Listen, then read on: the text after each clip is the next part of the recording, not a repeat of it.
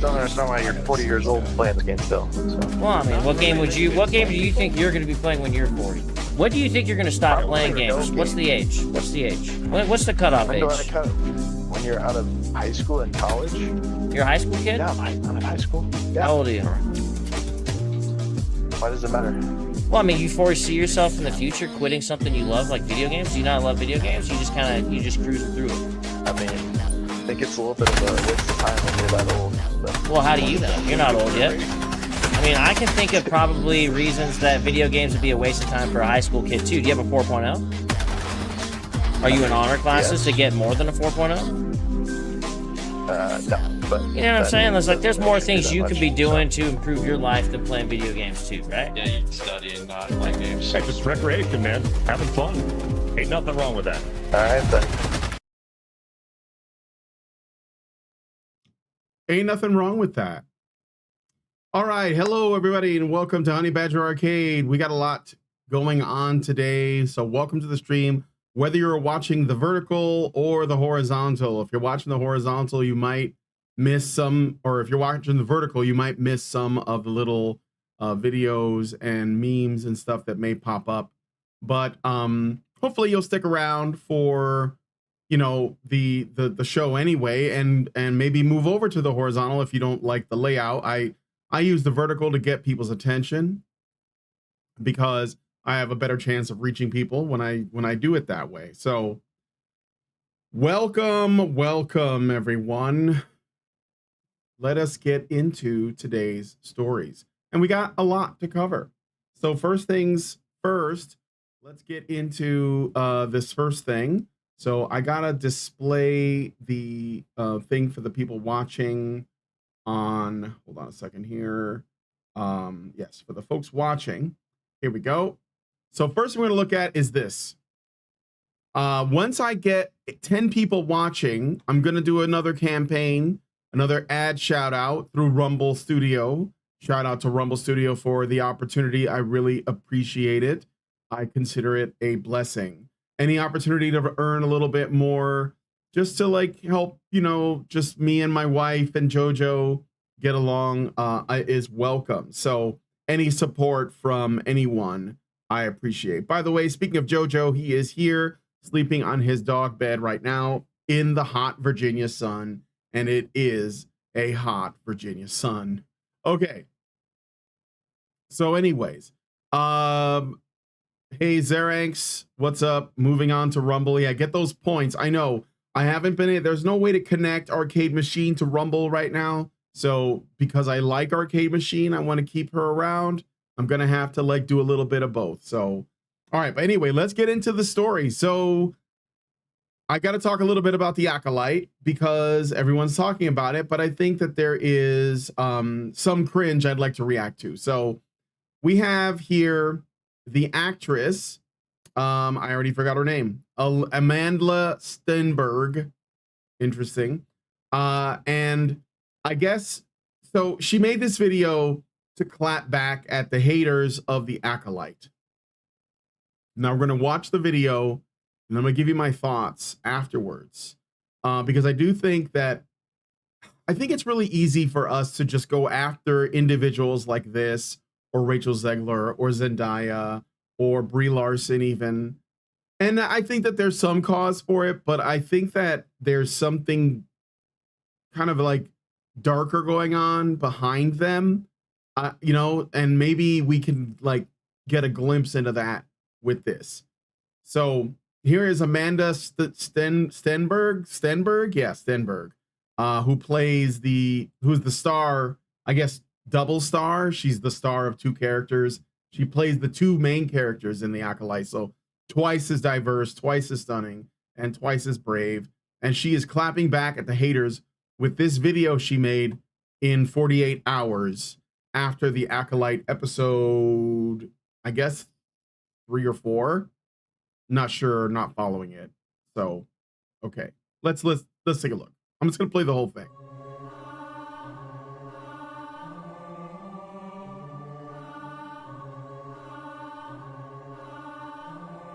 Kind of creepy.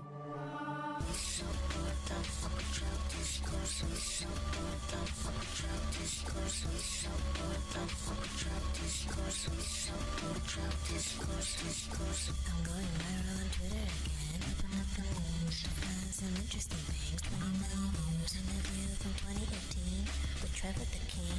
When I was a teen, I was running from city to city to speak on the story. You know the one. Always murder and a black boy. Yeah, my people cry in the theaters, find it releasing. White people cry because see us as human beings.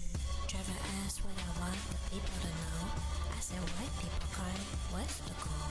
If they could take one thing, what would it be? I say empathy. Oh, that's why they mad at me. They splice lines, make hate, they recognize, make it look like the same propaganda they spew. Cause they conflate our pain with violence and try to weaponize everything that we do. The desperation of oppressors is rising, and now they holding on to any old thing they can use. If you rely upon misinformation, and that tells me you afraid of the truth. Huh?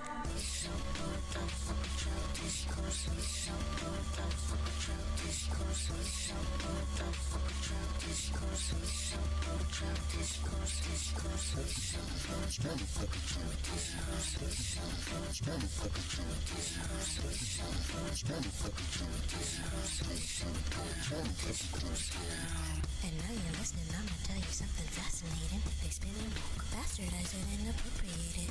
Let's start a club, focus something we created. Speak truth to power, keep an eye out for these silly racists. And now they use it to describe anything they threatened by. Remember when Gambino put it in the zeitgeist? It was all about the people recognizing bigotry, the power of community, not fodder for your clickbait. Speaking of which, journalists, I'm looking at you. Did you forget it's your job to provide the truth? Spreading divisiveness, mining the metrics and data. Seem you gave up all your efforts for money and views. And I can tell that the people are tired and the kids don't trust anything that they do.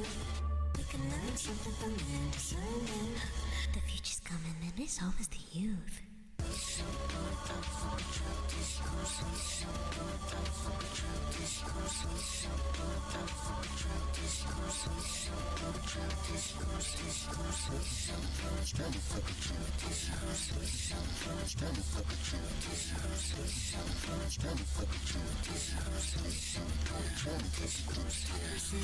Don't let it get to my spirit, but I'm sick and fucking tired of suppressing my rage.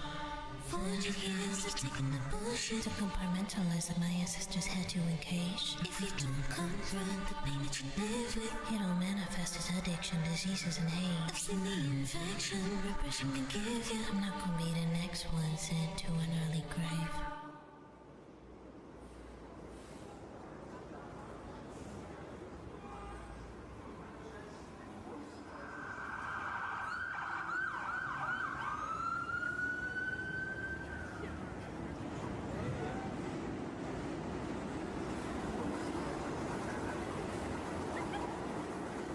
She's just a girl from the streets, everybody. She's just from the streets, y'all. That's why she's climbing fences and hanging out in Brooklyn or wherever. So, a couple things from this. Clearly, this is an admission that their work is political. I mean, we knew that it was. We knew it because it's like kind of like blatant, but there is an admission that there is a political goal in creating content, because when people say, you know, I don't like the Acolyte, and this guy's like, you know, and these are guys I respect, but they talk about things like, oh, the plot holes, oh, the canon, oh, the lore. And it's like, yeah, that's true, but you don't understand that that's not what the real problem is. The real problem is that these people are activists and they're trying to essentially create a cultural revolution through media, and they're doing it on purpose, and they don't care what damage they do. And I think that like getting all caught up in like my plot and my canon and my consistency and my internal logic, I think it's a red herring. You're falling for a trap. Like, these people don't care about this stuff. They don't care about this stuff. When are you going to understand this? When is it going to get through your head that pointing out how illogical they are is irrelevant? You know, like, the facts don't care about their feelings, or their feelings don't care about your facts, because their feelings are all that matters. So that's the first thing I want to say. She is explicitly telling us this is about politics. This is about Black Lives Matter. This is why she made that film. Okay. I don't even know what it was. And I want to also add, I don't have the clip here. I could get it if you guys want, but when the clip that she's talking about, where she was on Trevor Noah talking about this other movie that she made, and she said, you know, white people crying was the point. The context that was given when people were putting out there that she was simply insulting white people was that because the film that she was in was supposed to construct a narrative of sympathy for, you know, young black men killed, unarmed black men killed by police, or whatever the narrative is. It's supposed to, like, the idea that white people would cry is supposed to suggest that they're supposed to feel empathy for this plight, which of course implies that they don't feel empathy otherwise, which is, you know, pretty demonic and hateful, but nobody wants to acknowledge that reality. But what I think is striking, because she was just a teenager when she did that, and this is what I want to sort of get home. Okay, this is a very young woman, like Rachel Ziegler and some others, and yeah, Brie Larson to a degree. I know Brie Larson's older, but they're all, first of all, women are very easy to propagandize. I'm just going to put it out there. It's true. Okay, women are way easier to propagandize than men. So you can just like make them feel a feel, and they're just going to, like, they will sink a ship if it means that they'll feel better about their feelings. It won't matter what the truth is. Okay, there are women online that are supposedly right-wing, which I don't think there are many right-wing women that exist, even the ones that consider themselves right-wing or supposedly vote Republican. There are very few actual right-wing women. And the proof of that is you can go on Twitter and you can see women willing to vote, like, for Joe Biden or whoever, just because a dude trolled them on Twitter and they're angry. And they're just like, I'll destroy the whole country because I have the vote, because I'm angry. And that is just endemic of, you know, where women are at today. Like, we encourage it in them. We allow them to act this way. We pretend like they're innocent angels, and they'll just destroy everything. So that's one thing. Just a straight up generalization about women. I don't give a fuck. If you're a woman, guess what? You're part of the problem, especially if you're mad at what I'm saying. Because that means you're not observing reality and you're not looking around to see how people actually act, okay? And how people react. So the problem is women and their simps, period. Okay, so that's one thing. But when it comes to women like this, they are, the fact that they are easy to manipulate. You can see it in the clip when she is talking to Trevor Noah and she says, white people crying was the point, okay, or was the idea. I think that she was in fact coming from a place of, well, I am led to believe that white people are not generally empathetic towards blacks. So I was hoping that this would be an opportunity for them to see what our struggle is like, even though she's like a fucking, you know, multimillionaire actress that's been acting since the Hunger Games, but whatever.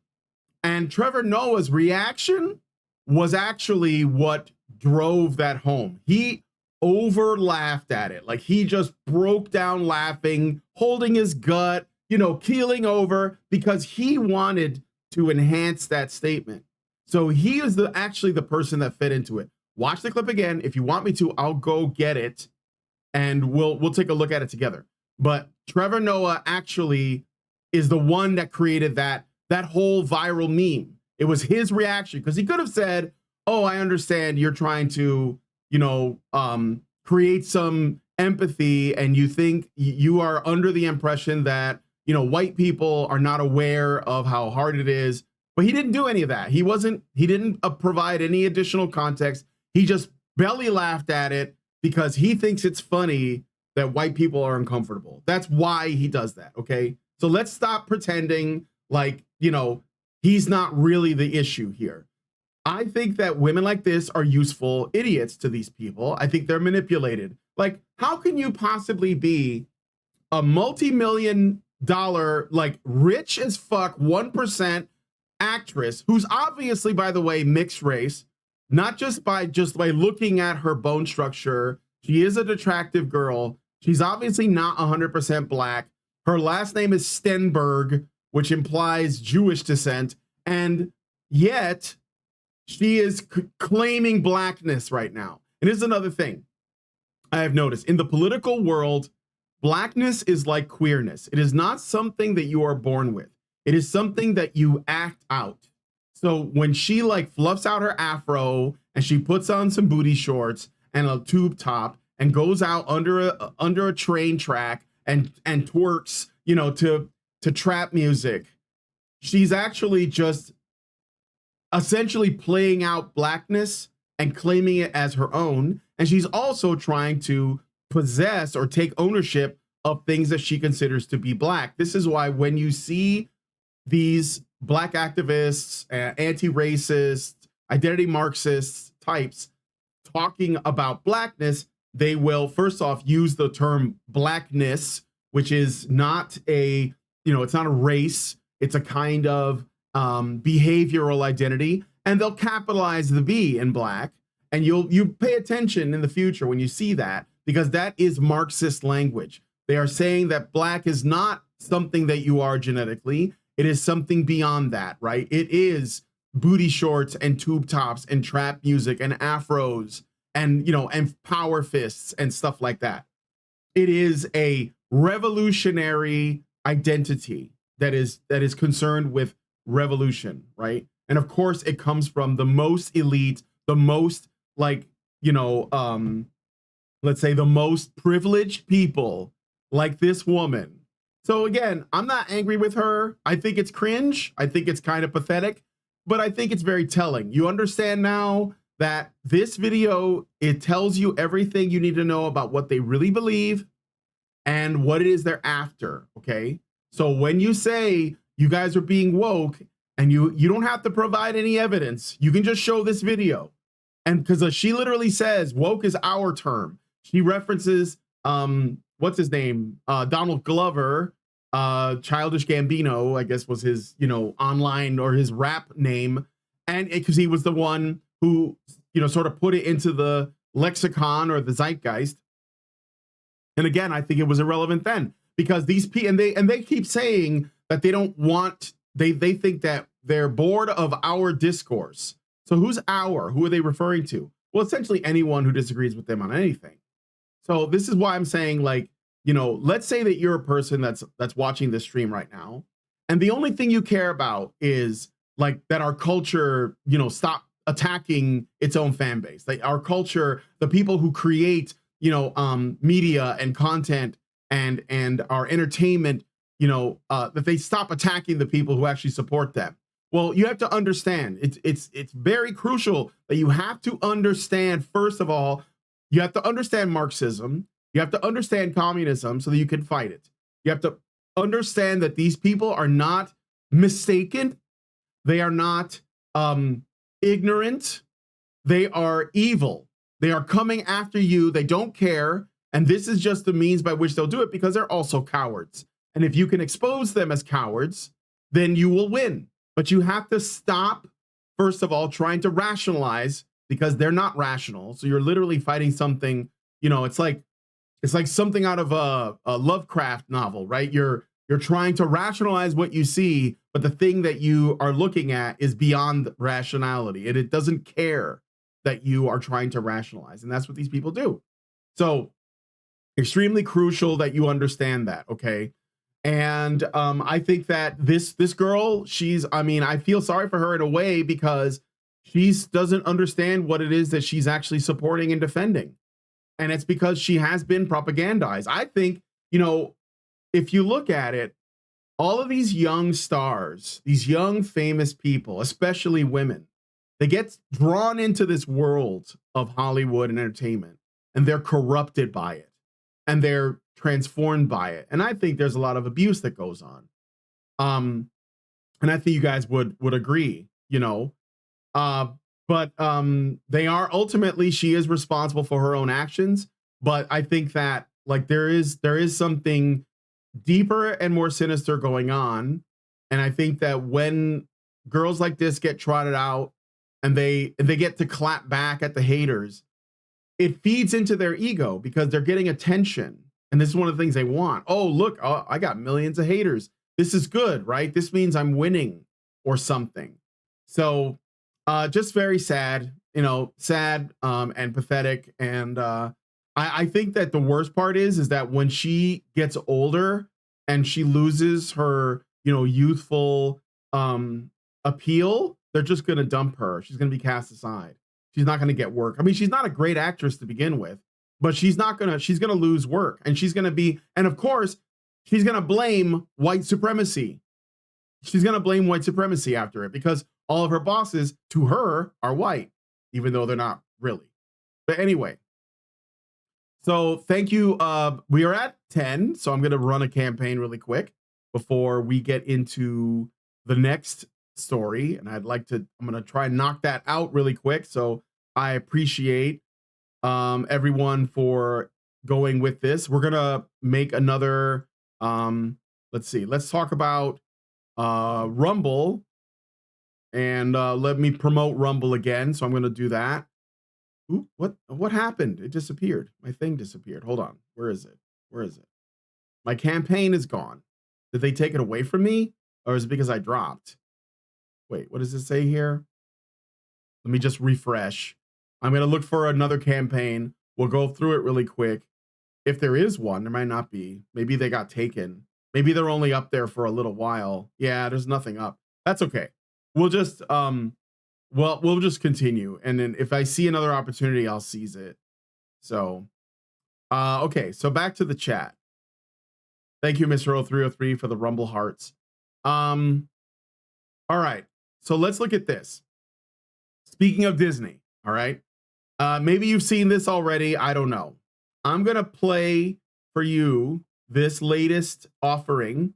We're gonna change the speed, maybe make it a little bit faster because I don't want this to be like taking forever.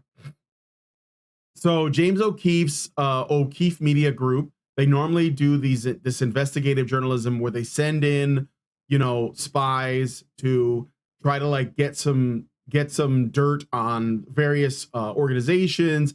They've done this with lawyers. They've done this with people in government positions, of White House. They're very great. Okay, they're awesome, and they're doing it now with Disney. They've started a series called the Disney Tapes, and I think this is fantastic. So here is Michael Giordano, Senior Vice President and Team Lead. He is basically on a date with one of the investigative journalists over at OMG, which is O'Keefe Media Group, and he is going to expose, well, basically what we already knew about Disney. So this is James O'Keefe knocking it out of the park again. I'm just going to play this, and I may talk during the show or during the video, just give my thoughts as it plays. So here we go. Certainly, there have been times where, you know, there's no way we're hiring a white house person. Just kind of unspoken. There are times when it's spoken, but How would they say it? there's no way we're hiring a white house person. They say Like straight to you, or okay? they'd be very careful how they message that to agents. According to these videotapes, Disney blatantly discriminates against white men in particular. No shit. I'm sort of like well prepared for it. I'm well positioned for it. But as far as Disney's concerned, I'm a white male. That's not who they're looking to promote at the moment. As a white guy, even Michael has his own doubts about the possibility for advancement for himself at Disney. In fact, Michael actually got to experience Disney's discrimination against white males firsthand. I've been at the company for 11 years now, so I have friends in HR and I have friends in those divisions, and they're like, look, nobody else is going to tell you this, Mike, but they're not considering any white males for the shop. They're just not. That's not what they want. They even passed over a qualified half-black person for a promotion because they didn't look black enough. We wanted to hire somebody in the department a few years ago now, who was half black, but didn't appear half black. And there was a creative executive who was like, "We're not that's not what's black." Yeah, so again, remember, I just said blackness in the woke is not your race. It is more so your behavior, whether or not you have a revolutionary spirit in you, whether you are communist, where you are leftist. This is why blacks who are not commies or far left blacks, that's why they're considered white adjacent or the black face of white supremacy or whatever, because it's not about that at all. So I think that this guy, Michael Giordano, might not realize that the reason why they got, and there is also like an image thing like Disney or these like woke companies, they want to appear woke and diverse. So they might be like, well, that person doesn't look black enough to qualify, so we're going to pass them over for somebody who looks more black.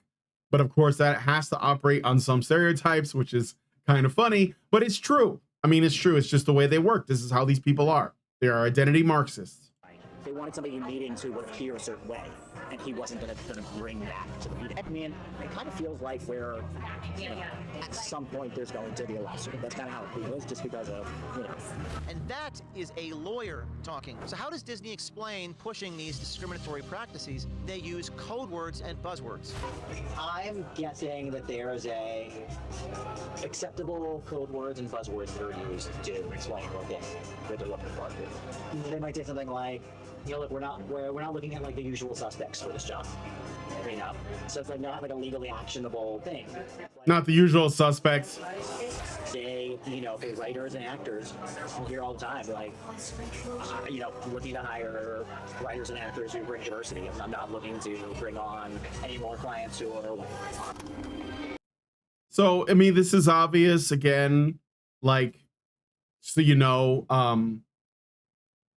they have to use, I think that it's obvious that they're essentially excluding people, and it explains the dip in the quality of their content too, because like if you get hired because you're a DEI hire, the idea is, and I talked about this on another video I made called, it was about stochastic entryism, or I may have mentioned it in another stream.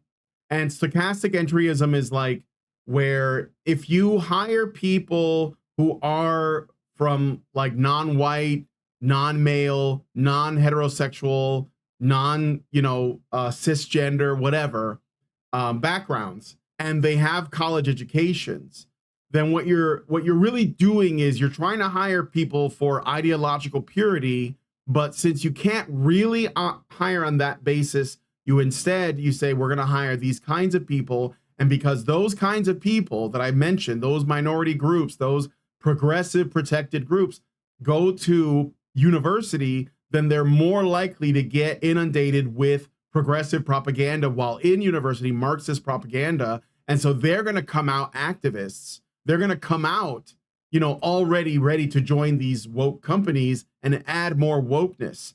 This is, it's called stochastic because they can't like necessarily determine for sure, but the odds are that's what they're going to get. Odds are, if you like factor in, what kind of education they're going to get, what kind of home life they get, what kind of media they consume, and then, what their degrees are in, and then what it is that they're going to go into. And then you look at their race, their gender, their sexual orientation, and then you hire based on that. Most likely you're going to get woke people in your company.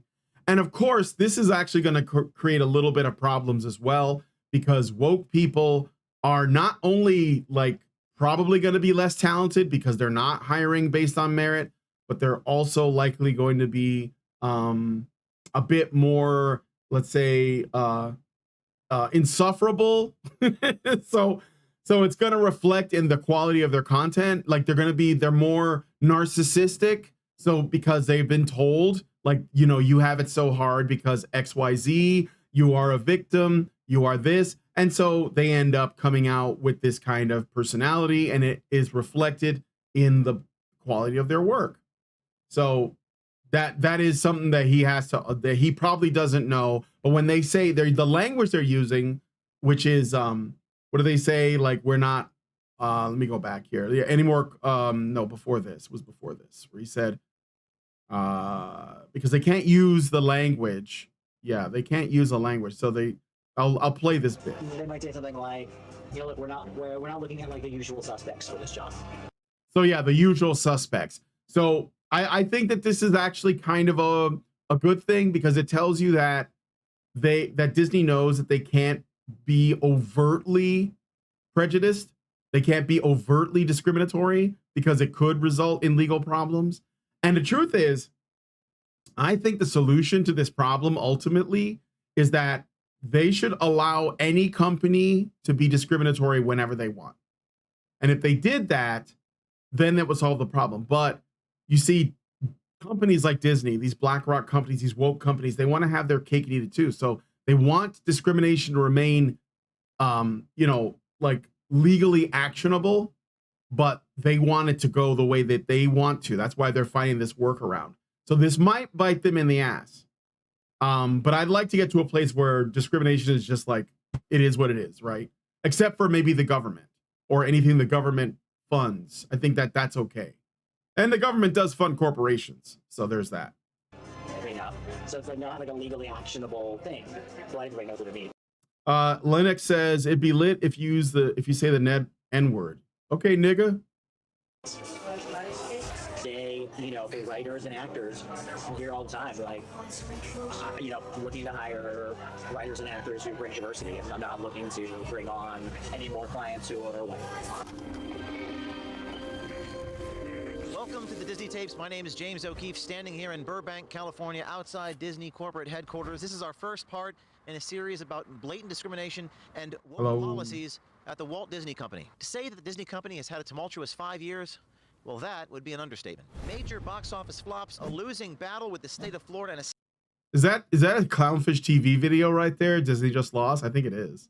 Shout out to Clownfish TV. I had them on the show once. Stock that is one of the worst performers on Wall Street, and as you'll probably conclude from this report, as well as recent shareholder rumblings, almost all of Disney's recent failings are as a result of Bob Iger and the cast of characters here at Disney that are trying to force woke DEI policies into every aspect of Disney's vast media empire. What used to be a highly profitable company by being the gold standard of family entertainment has taken a sharp downturn in the wake of all of its wokeness. Under CEO Bob Iger's leadership, Disney's downfall likely started with the insane hiring practices amongst its executives and creative teams. One of their top senior vice presidents claims that they not only discriminate against white men, when recruiting and hiring middle management, they actually give bonuses for hiring and retaining employees that are specifically not white. According to these videotapes, Disney blatantly discriminates against whites, white men in particular. Not a week goes by without a news headline about potential medical supply shortages, threats to our infrastructure, or power. I'm going to pause that. I'll skip the ad, but let's do the read really quick. So since he's doing an ad read, I'll do an ad read instead, and then we'll skip his ad read because this is my channel. I do what I want. So let's see. I'm going to get $1 out of this, but I'll take it. Okay. So make sure that you guys download the Rumble app. We want to make Rumble happen, guys. Once you download it, search for my channel and follow the channel directly on the app. This will make sure that you get a notification every time I go live. And I tend to set up my streams on Rumble Studio, which means that people following me on Rumble will get the word before anywhere else. Click the link in the description or pinned live chat to download the Rumble app on your phone. It's free. If you prefer to watch us on the big screen, you can also get Rumble, the Rumble app that is, on Apple TV, Android TV, Fire TV, Roku, LG, and Samsung TVs. All you need to do is search for Rumble. And I have Rumble on my Amazon Fire Stick. I have a Amazon Fire Stick in the bedroom TV and the living room TV. And Lindsay and I watch Rumble. In particular, I like to watch Dan Bongino because sometimes he rages and it's kind of like it gives me life. And I also watch iHypocrite, who is also a friend of mine. Well, friend of the channel, I guess, or I'm a friend of his channel. I don't know. But we do talk on occasion. And he has a great series called You Can't Stop Progress. And if you guys haven't seen that, you gotta watch it. You gotta watch it every Sunday, 9 p.m. Eastern. You Can't Stop Progress it's on YouTube too, but on Rumble, I think that, you know, just support him on Rumble because he gets banned on YouTube often, and it's just like generally a good idea. Okay, so anyway, let's get back to the rest. I'm gonna skip this ad, so we're gonna jump to I think it's like right here, maybe. Using the code OMG. WC.health/ Come on. Have a diversity, equity, and inclusion department who's very involved in like setting standards to make sure that our shows have diversity. Having a diversity, equity, inclusion department is great for people who have no talent that need a job. I mean, like why can't I get a job working in a DEI department? I basically, I could see it now. All it is you complaining. Like that would be your job, to complain. But, you know, I can't do that because I have a soul and I like to hold on to my soul. Do you think like Bob has a say in the diversity stuff when they're casting people? Like 100%.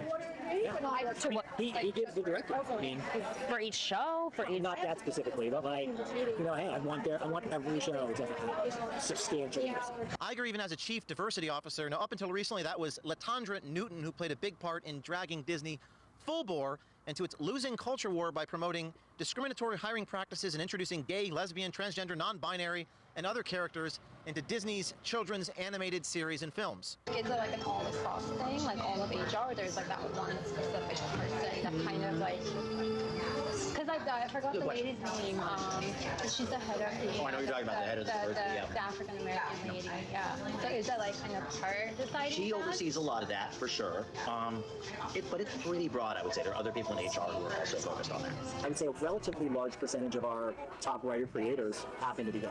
And a lot of Just by happenstance. I mean, like, just like if you say whatever, I don't know, whatever 10 or 15% of the population is gay, I would guess that 30 to 35% of our top writers are, you know, gay. And so I think a lot of them lean into trans stories more than, It's not an accident. And in an odd twist, you have to be a white Jewish guy to be considered for a C-suite job. More on that next week. But now, Oh, I'm excited for that part. Sorry. Also, the thing about, yes, I think that they intentionally hire LGBTQ staff members. They have a very concentrated effort to cram as much queer theory into Disney content as possible. let's meet Los Angeles-based Michael Giordano, a white male and Walt Disney's Senior Vice President of Business Affairs. I do. Oh, let me go back a little bit. I think I saw his pronouns. On that next week. But now, let's meet Los Angeles-based Michael Giordano, a white male and... Yep. He, him. Good dude. Dude, this is this his LinkedIn? I understand that his LinkedIn was taken down after this video came out. Like, he just got exposed. Massive overrepresentation. Yeah, I think in the general population, LGBT is like 5%, maybe less.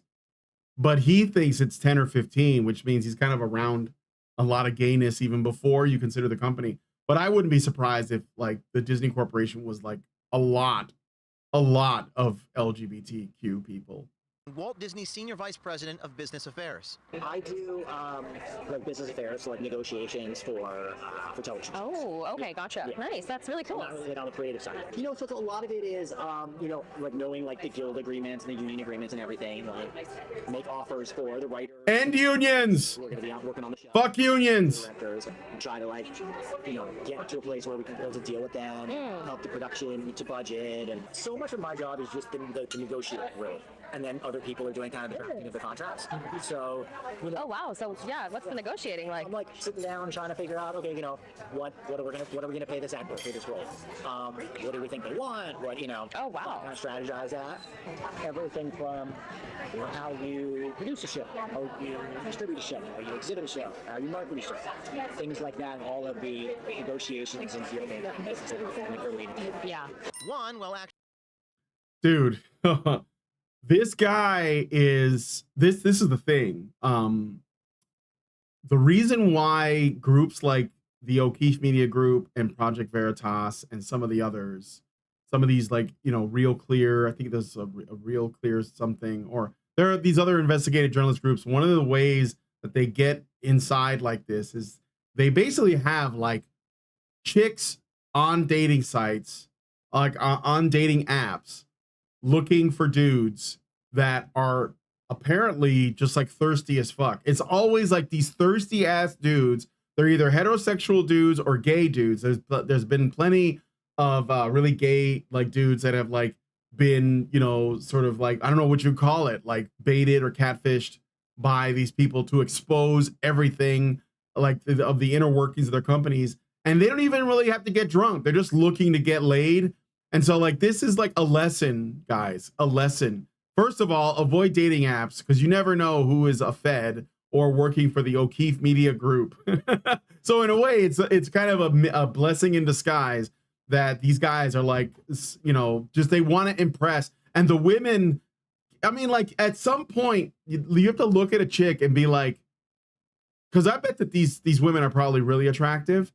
at some point he's got to be like, nah, man, like she's way out of my league. Why is she going out with me? Something fishy is going on. And then these girls are like, oh my God, that's so interesting. Can you tell me more?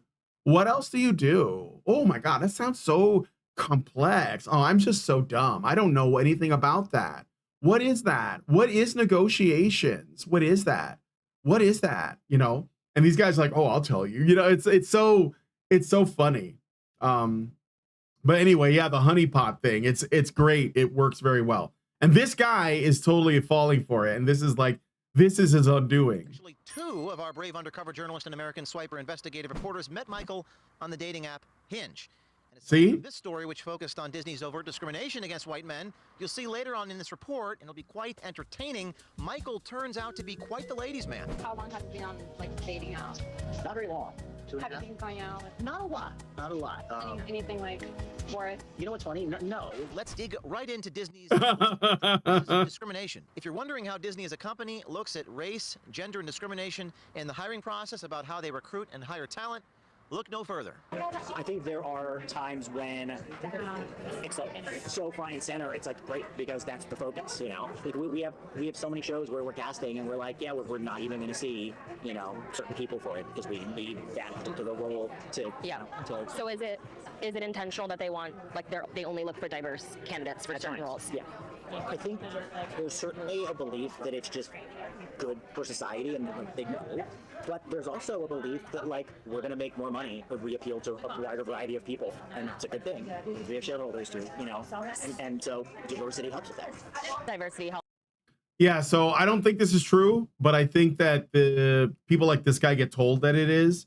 Ultimately, we know that Disney's stock is tanking, and there have been some internal fights over the essentially, over the board amongst the shareholders, and they're very unhappy about this. And this is not only Disney. I think that there has been some damage done to other corporations like Anheuser-Busch and who's the other one I was thinking about?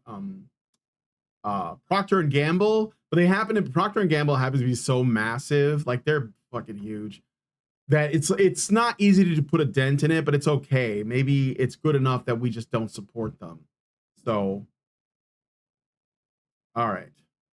Yeah, Neat Scholar says, I don't think that's all of it. In this case, I think part of it is he doesn't care if the whole thing crashes and burns because he's sidelined. Well, yeah, he is. I think he's feeling a little bit slighted by that.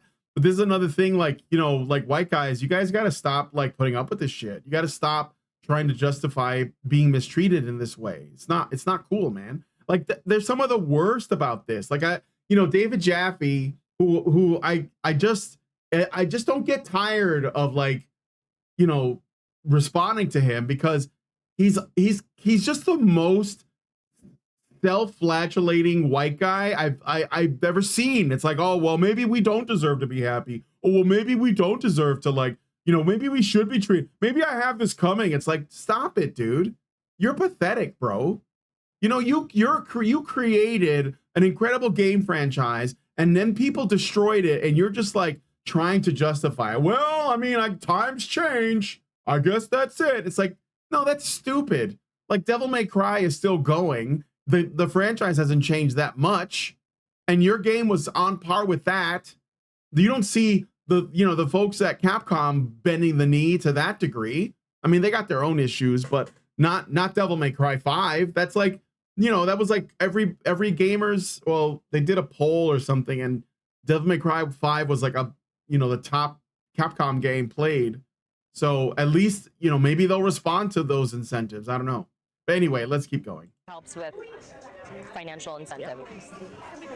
So is it like, do you think it's more so on that side, or are you using like any good prices gets put to use, or? Regardless, I think it gives it regardless, but I think that there are like even conservative people who may not want to lean into it can easily make the argument that like we make more money when we have a wider variety of people, and that means diversity. Yeah.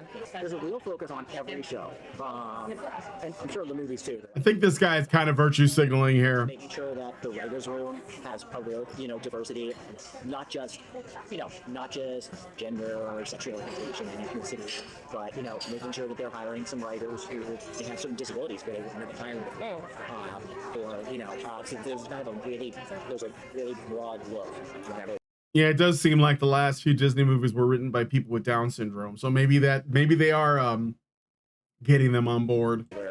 Or just generally, like, maybe the qualification to be disabled is just to be like, yeah, I'm neurodivergent, and you don't even have to investigate it. Yeah, I have anxiety and depression, and I'm on pills, and let me see, sometimes I just don't feel like going to work.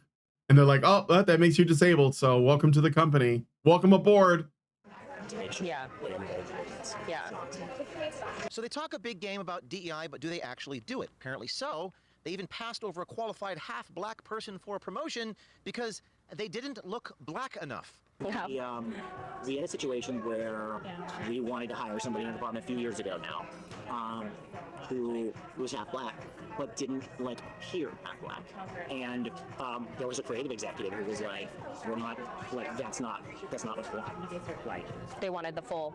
They wanted somebody in meetings who would appear a certain way, and he wasn't gonna bring that to the meeting. And so this is on the. This was on the corporate side, the business side. I never understood that. Is it 'cause I know a lot of I have a lot of black friends who are not as dark as So do they care about that, or is it the ethnicity? Oh my God. They say they don't care about it, but You're so smart. Tell me more, Michael. Mikey. Yeah. Then they're like, oh, I'm not so sure. But if you're mixed and you can tell they're somebody's part black, but they're not that black. Okay, that was so, it's crazy. But apparently Meghan Markle is black enough? You can't make this up. So would Meghan Markle, who's pretty white, right? Yeah. Would she be considered? She would still be diverse, or huh? As a white guy, even Michael has his own. Yeah, that's because Meghan Markle, again, she has the correct politics. It's not about her race. Meghan Markle calls herself black, just like this chick calls herself black. And she's clearly at least half white, and that's the thing that's funny about it is that's part of why they find her beautiful is that she has white genes. I'm sorry, it's true. It's true. The most and I don't agree with it necessarily, but I know that this is what Hollywood does. This is how the system is. The most popular black celebrities are mixed race. Most of them.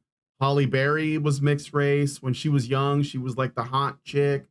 Gabrielle Union was mixed race. She got a little bit of white in her.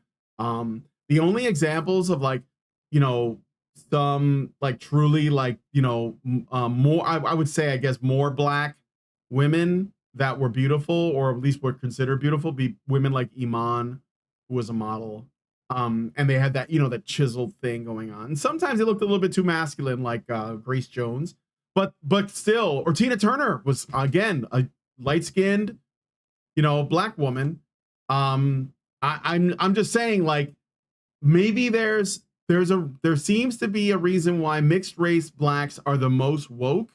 And I think it's because they are conflicted about their own identity, and it's easy to exploit them in that way. And they start to hate themselves to some degree. So, Free Cat says racist, sexist, heterophobic, and they don't maintain the rides. Yeah, well, I've never been to Disney World, but I guess I'll never go now. So I remember as a kid, it was all I ever wanted to do was go to Disneyland or Disney World. I never got to go as a kid. I was hood. I ended up at Six Flags Great America. I was at the Warner Brothers park, not the Disney one. But it's okay. It's okay. All right, let's play some more. About the possibility for advancement for himself at Disney, saying, quote, as far as Disney is concerned, I am a white male. Right now, I'm a half step below a department head. I have a team under me, but I don't oversee a whole department. And I'd like to oversee a board, whether that's at Disney or having to lead. Okay. Do you think that you'll have opportunity at Disney? I'm not sure, to be honest with you. I think I'm sort of like well prepared for it. I'm well positioned for it. But as far as Disney's concerned, I'm a white male, and that's not who they're looking to promote at the moment. In fact, Michael actually got to experience Disney's discrimination against Poor guy. You're fucking white male. Yeah, you're never gonna advance. Yeah, I mean, I don't know why you work there, dude. But again, he works. He's a lawyer, so it's probably not as important because it's not like he's like a the face of the company. He's one of the guys in the back, and I think that's where a lot of the white guys are at Disney. They're probably not. They're not in facing positions. They're like working in the back. So. Against white males firsthand. So, Oh, do you think that has a lot to do with it? I don't know a lot, but it's something to do with it. Really? Yeah. What do you think the competition is? Oh, I mean, I've been up for jobs internally against people who have less experience than me, and haven't gotten it. Okay. And they were given to somebody else. Do you think it had something to do with their... In one or two cases, I was told very explicitly that it did. Yeah. Explicitly how? What did they tell you? Oh, I mean, I've been at the company for 11 years now, so I have friends in HR and I have friends in those divisions, and they're like, look, nobody else is going to tell you this, Mike, but they're not considering any white males for a shot. They're just not. That's not what they want. And so it's probably fair that Disney would say, we don't want a white person to play this role. These people have been on multiple dates. I wonder if these women, I don't think they put out, because I think that would be unethical. I doubt they do. So that means that they're going on dates with these guys and they probably don't give them anything. Like they're like, I don't feel comfortable giving my number. I don't think I want to go home with you. I think we should like come here, in separate cars, or I'll meet you there or whatever. And they'll go out multiple times and they leave him hankering for more. I don't think anything like really like, I don't think anything unethical happens. I could be wrong, but I doubt it. I think that it's just like string them along. And this is super effective. And people say, like feminists will say, women don't have any power. Dude, they have total power over men. Like the O'Keefe Media Group and Project Veritas are proof of that. Like a woman that a man desires, even if they're like mid, okay, and they just, but there's just like this, like, oh, could I? Maybe I have a chance, whatever. Like all I got to do is keep doing what she asks, and also these guys are pretty like progressive themselves, right? So they're like, well, I believe in consent. I believe that, in a woman's right to choose. I believe that, that I can't like force myself on a woman. That would be terrible. I'm not one of those guys, right? So it's just funny because like you see the footage and it looks like they're in different places. So I think that they're going out multiple times, and the more they go out, they don't get closer, like, they don't become more intimate, but he becomes more open. And I wonder how she does it. I think that she makes it seem like, if I get to know you better, then I'm more likely to like, give you the gooch. And the guys are like, oh yeah, I'll just open up a little bit more. It's okay. And then of course they play dumb too. Like, I don't understand any of this corporate speak. I'm just a silly woman. Help me out. Help me understand. Tell me more about your job. Oh my God, so fascinating. You're so powerful. You're so strong in the company. Why aren't you president? Why aren't you CEO? And the guys are like, I don't know, and they just, and it's just crazy to watch this because it's so obvious. We've always known this reality. We've always known this, but no one wants to admit it. And it's kind of sad. So anyway, let's play the rest. Yeah, I mean, I think they're very careful about they're very careful about messaging because they don't want to get to discrimination in either direction. But certainly there have been times where, there's no way we're hiring a white male person. Just kind of unspoken. There are times when it's spoken, but how would they say it? There's no way we're hiring a white male person. They say like straight to you, or okay. They'd be very careful how they message that to agents. In like email or whatever. After getting a dose of Disney's discrimination himself, it seems like Michael may have been hit with a reality check that discrimination against people based upon race is probably not cool. I mean, it kind of feels like we're, you know, at some point there's going to be a lawsuit. That's kind of how it feels, just because of, you know. And that is a lawyer talking. Now, could it get worse? It actually does. Not only does Disney discriminate against white men, it gives management bonuses to hire DEI candidates over white men, totally disregarding their level of qualification, as long as they're not white. You heard me correctly.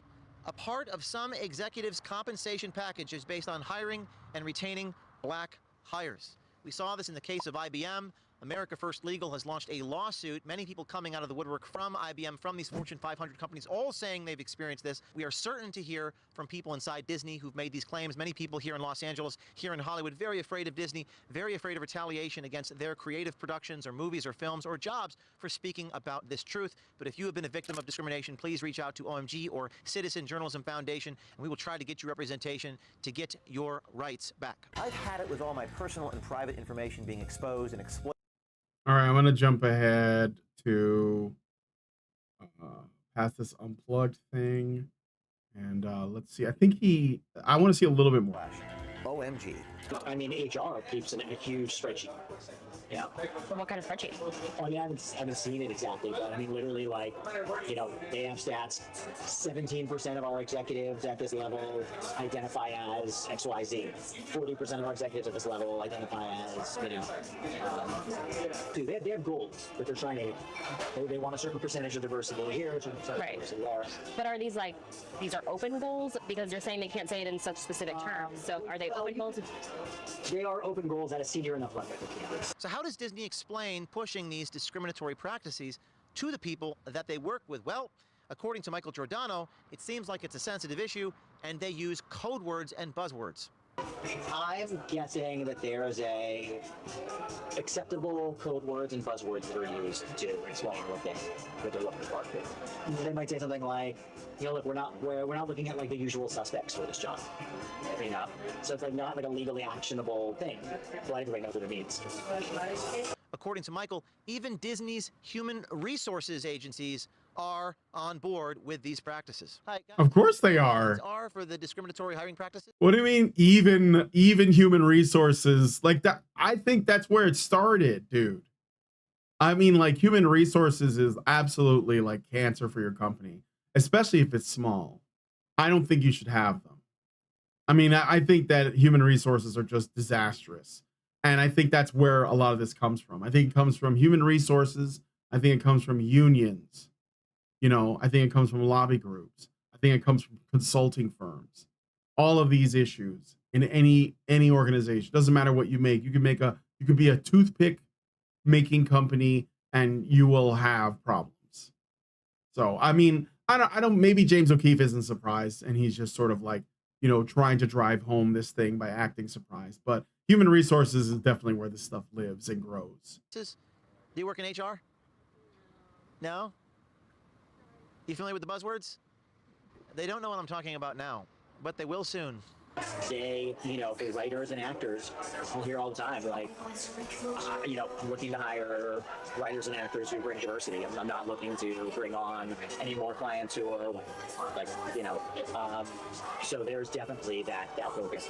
Disney even has an internal organization such as 20th Action Group, whose sole purpose is to promote discriminatory DEI hiring practices and to push bizarre characters and storylines on children. The question is, can the people just come to work, make their cartoons, and do the discrimination elsewhere? But apparently not on CEO Bob Iger's watch.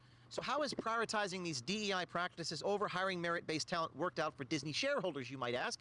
Well, over the past 5 years, the S&P index is up over 88%, and Disney is down almost 30%, making that once golden brand one of Wall Street's biggest disappointments. Yes, the disaster that Disney has become is probably the most glaring example of what happens when you prioritize DEI over talent content creators and executives who truly know how to build value.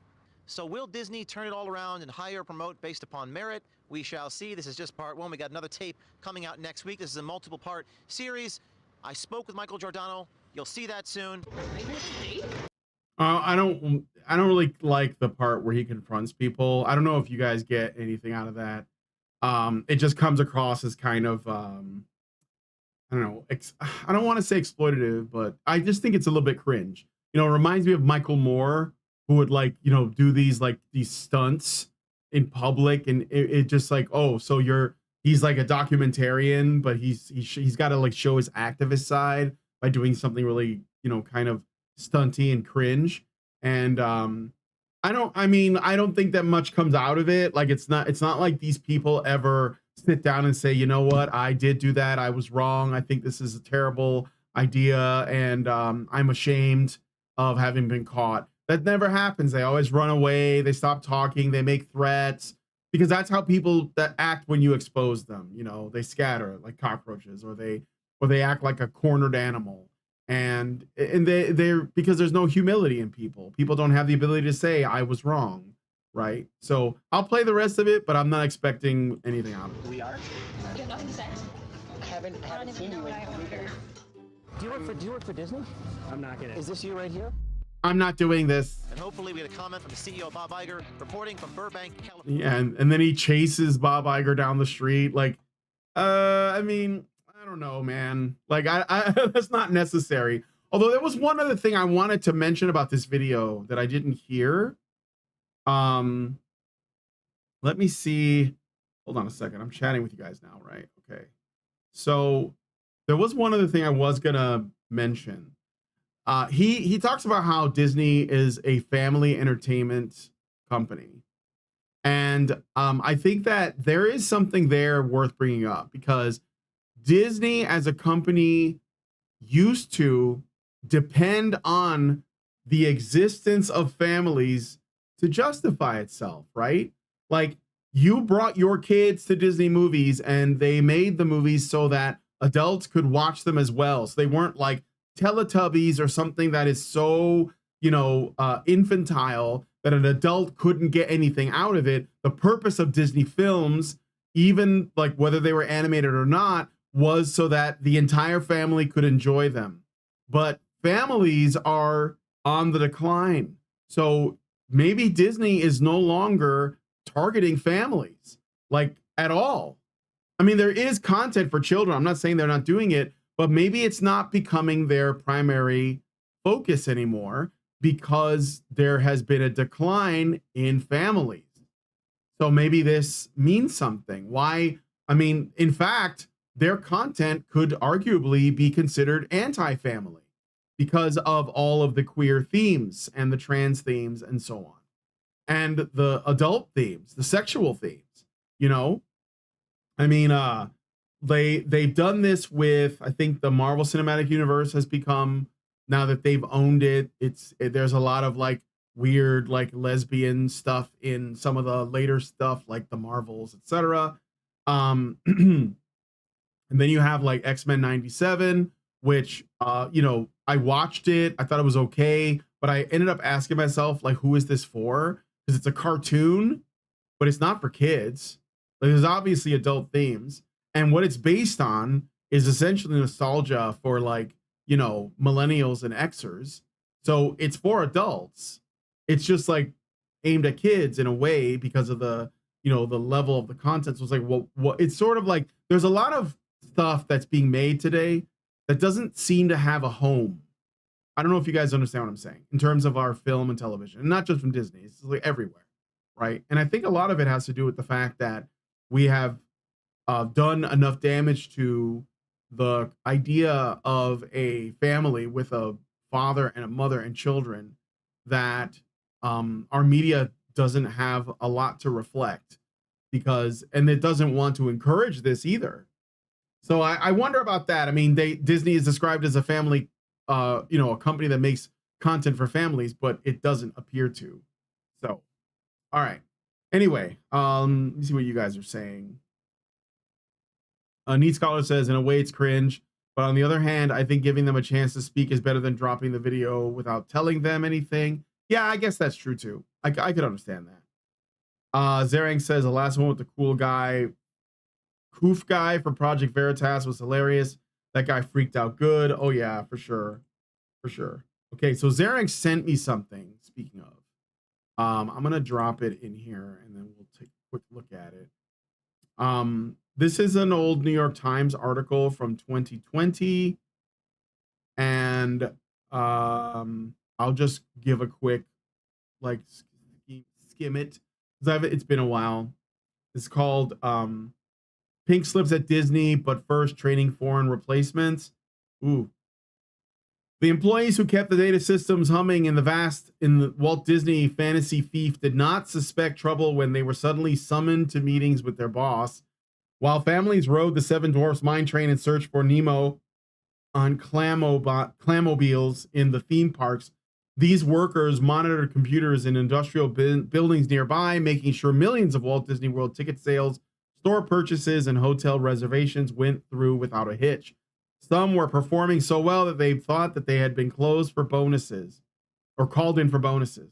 Instead, about 250 Disney employees were told in late October that they will be laid off. Many of their jobs were transferred to immigrants on temporary visas for highly skilled technical workers who were brought in by an outsourcing firm based in India.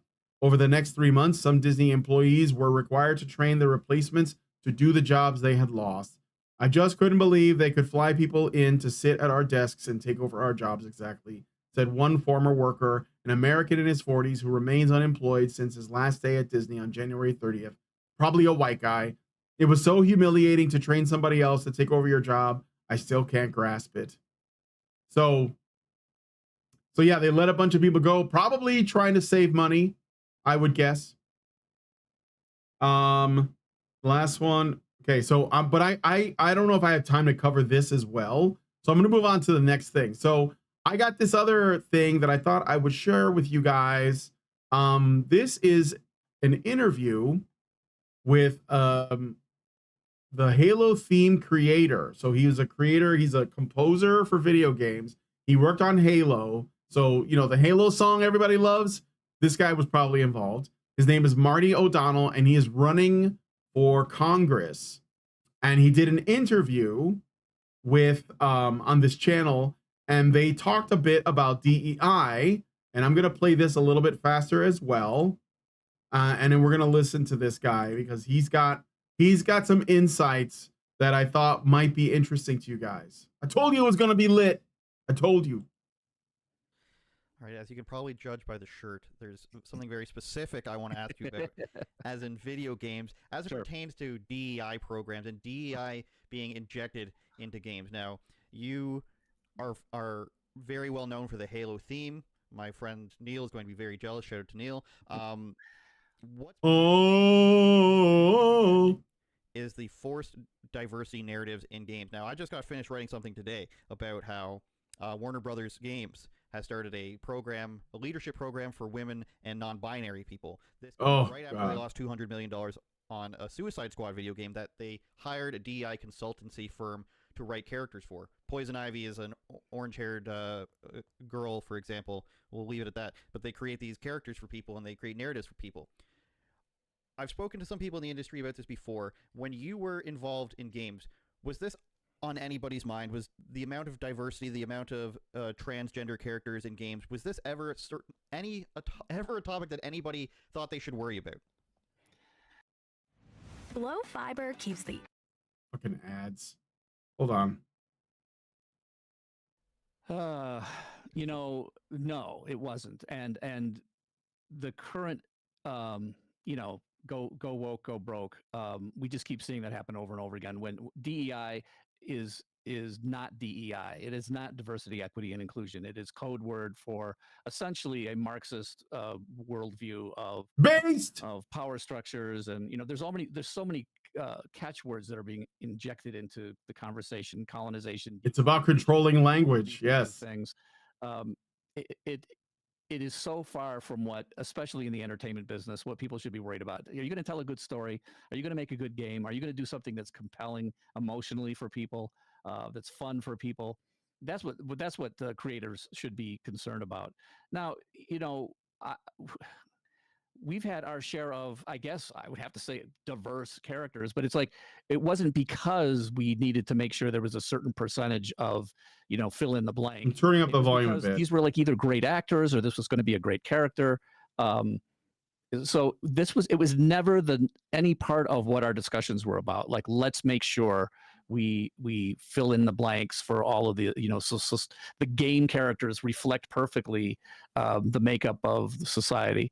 That is just such a creatively dampening way of approaching things, which is why I think the fans are rejecting. It's Fans empty. don't necessarily reject movies or games because diversity or equity inclusion kinds of things are forced into their face. Certainly they don't like, being preached to, but basically these are not good products. That's at the end of the day, it's not fun to play. It is not interesting. These characters don't sound real. That's what ends up happening. People just don't like it. They're not good stories. They're not memorable. So yeah, to be honest with you, I saw this starting to come in the last few years of my time in the video game industry, and I'm glad that I sort of retired from video games when I did, because I could see there might have been a few arguments, let's say, that I would be involved in coming down there. This is so awesome. Like, is this? It's almost over. This is what I think is very important. Okay. Oh, for some reason the chat is not showing up on. There it is. I'm sorry, guys. It disappeared. I don't know why that happened. All right. It's very important that you call it what it is. So you have to do it fearlessly. You have to say this is, and then you can, like, however you choose to phrase it, Marxist, Bolshevik, woke Marxist, identity Marxist, communist, whatever, right? But you have to call it what it is, and don't put their little, like, how, like, they say they call themselves progressives. Don't use their words. Don't use their words if you can help it, because their words are designed to protect them, and it's not the truth. Okay. So I love it. You can call them bugmen, whatever, like, but be honest about it and be brave. It's not hard, actually. These people are paper tigers. They can't really destroy you. Even that guy we just watched, the Italian guy, that Giordano, who got wrecked by O'Keefe Media Group, he'll be okay. But I think actually, what would be good for him is he could have a redemption arc. And I think it'd be very good for him to do that. He just has to have the courage to do it. And he has to have the humility to see that he's wrong. And I think it's hard when you're, because I'm sure that he's a pretty wealthy guy. And even if he gets fired, they're going to give him a nice severance, and he'll have plenty of security until he's ready to move on. Right. But I think that humility would do you a lot of good. That's how I would put it. All right. But I want to hear the rest of what Marty O'Donnell says. One of the questions people have around this, I think, and that I have, is why do they keep doing it? It's been a couple of years now where these big projects have failed, and Disney's so guilty of this, they just keep hammering down and doubling down and tripling down. Yeah. Why do they keep pushing forward? Now, I've heard that the ESG money and the DEI money is running dry from investors. I've read about this. I've written about this. I've been told this. What is the reason why these companies keep pushing forward with things like this? Are they afraid of backlash? Are they afraid of money drying up? Do they just want to push forward ideologically? What's your take on that? Why do you think that, against all odds seemingly, that some of these major studios in movies and gaming still push forward with DEI and all these different forms of it? Well, I can't say for certain what's in everybody's minds, but I know that when I was there, when I was talking to, when I was on the board of directors, let's say at Bungie, when I, talked to the higher ups at Microsoft, there is a lot of fear, and the fear started creeping in. There is fear that you are going to essentially get on the wrong side of some special interest groups who can be very loud and very annoying. So let's placate those people. So I would say fear is probably one of the biggest things. I don't think, in my experience, that these are deeply held beliefs.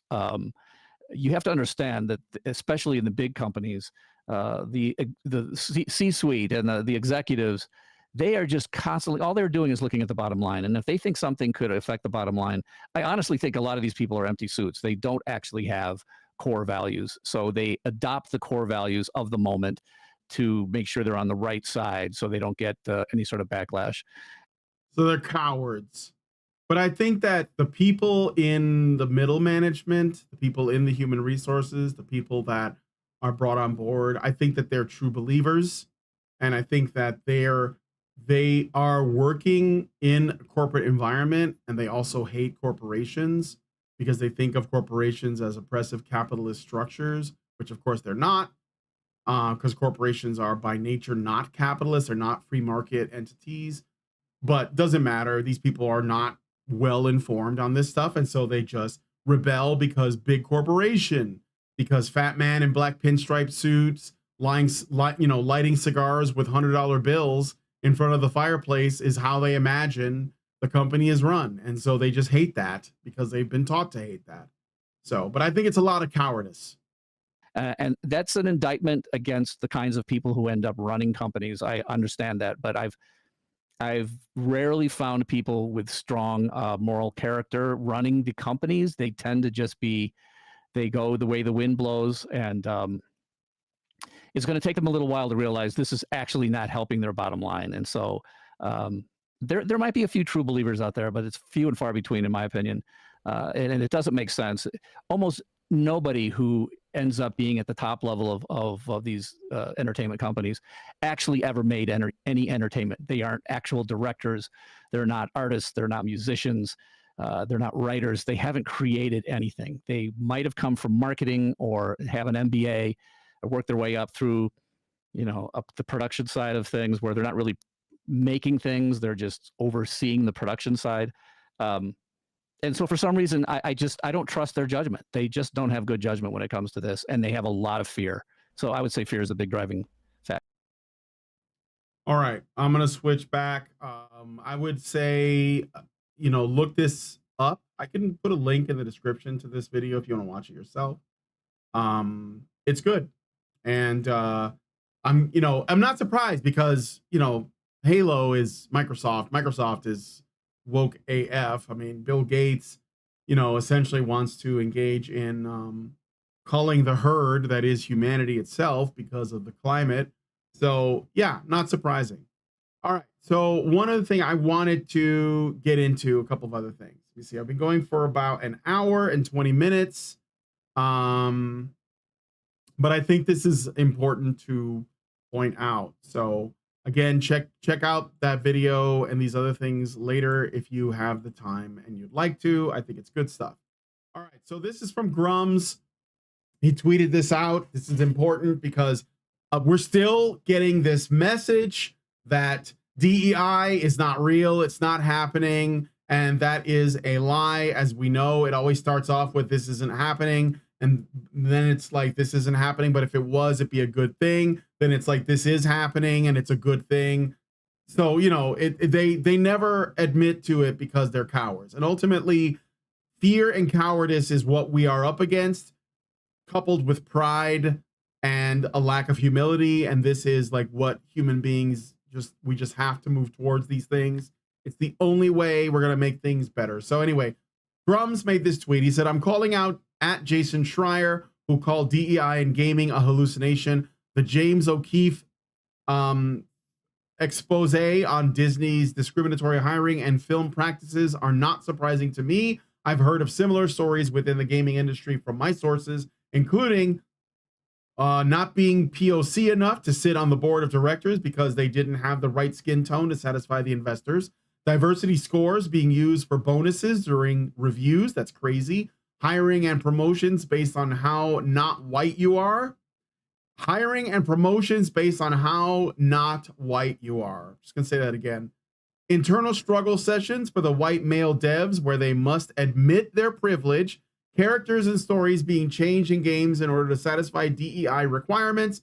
If any of these sounded far-fetched to you, now you know. The O'Keefe Disney video shows that these practices are rampant in large entertainment companies.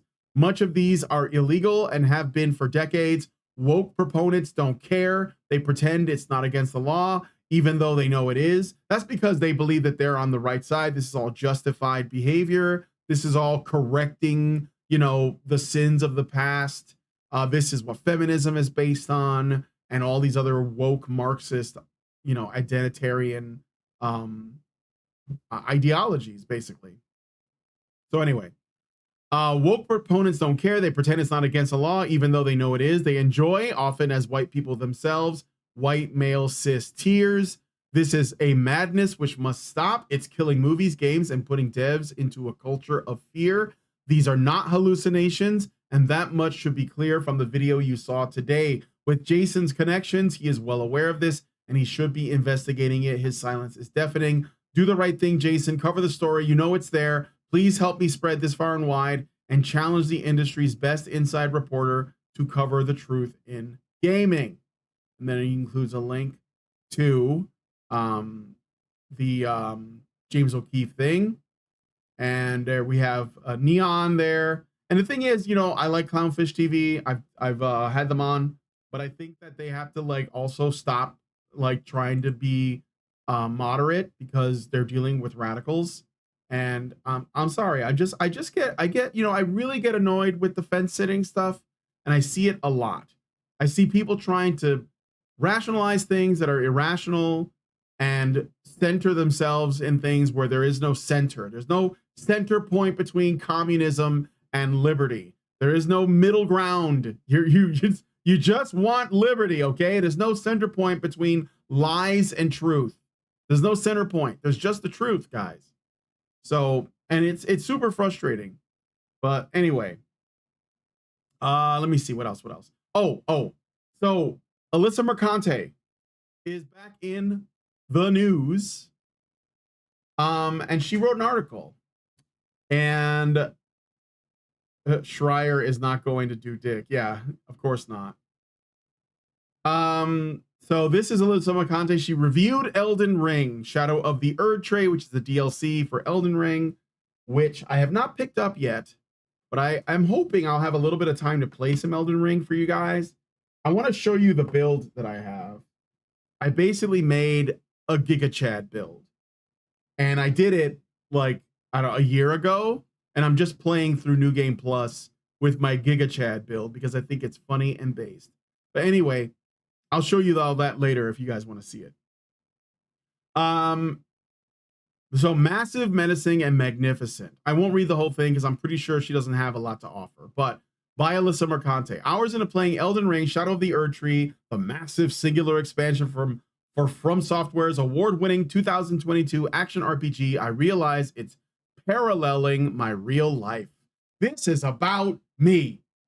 Me. I, now. Until Elden Ring, I avoided Souls-likes. Their punishing difficulty and rigid boundaries frustrated me immensely. What do you mean rigid boundaries? I know what, I can't take anything she says seriously about like video games. She just doesn't play video games to me. This is not a gamer.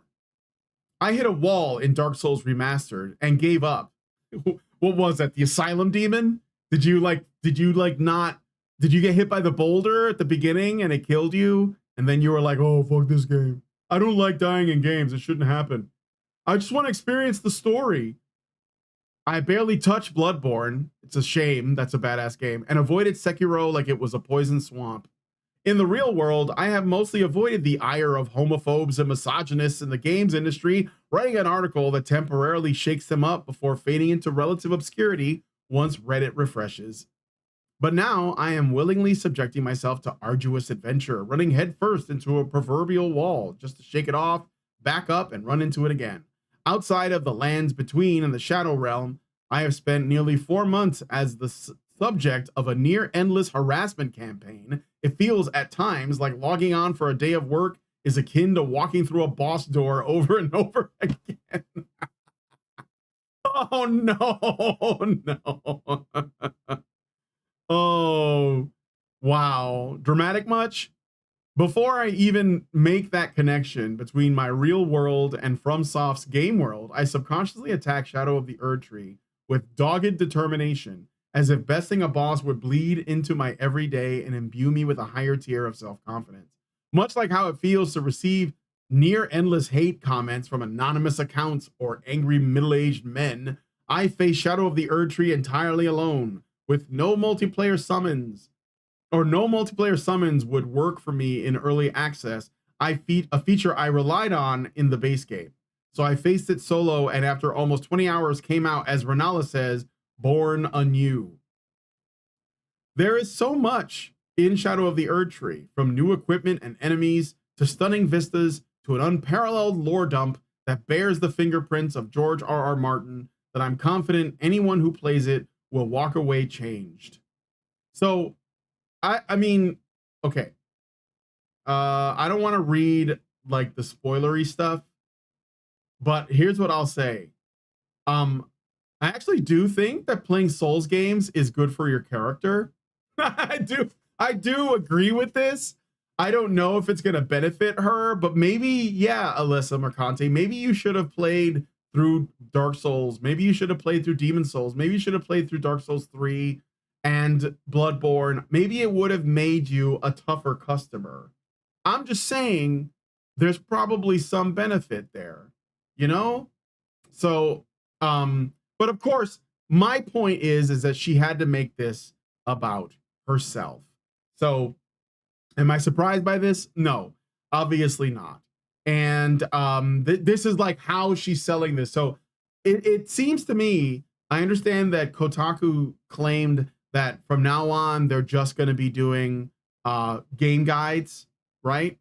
And this is how they're going to do it. They're going to do reviews and game guides, but they're going to sneak in, no, not sneak in. They're going to use it as their soapbox to essentially, you know, complain about how they're victimized by the gamers, who, by the way, are the most oppressed group.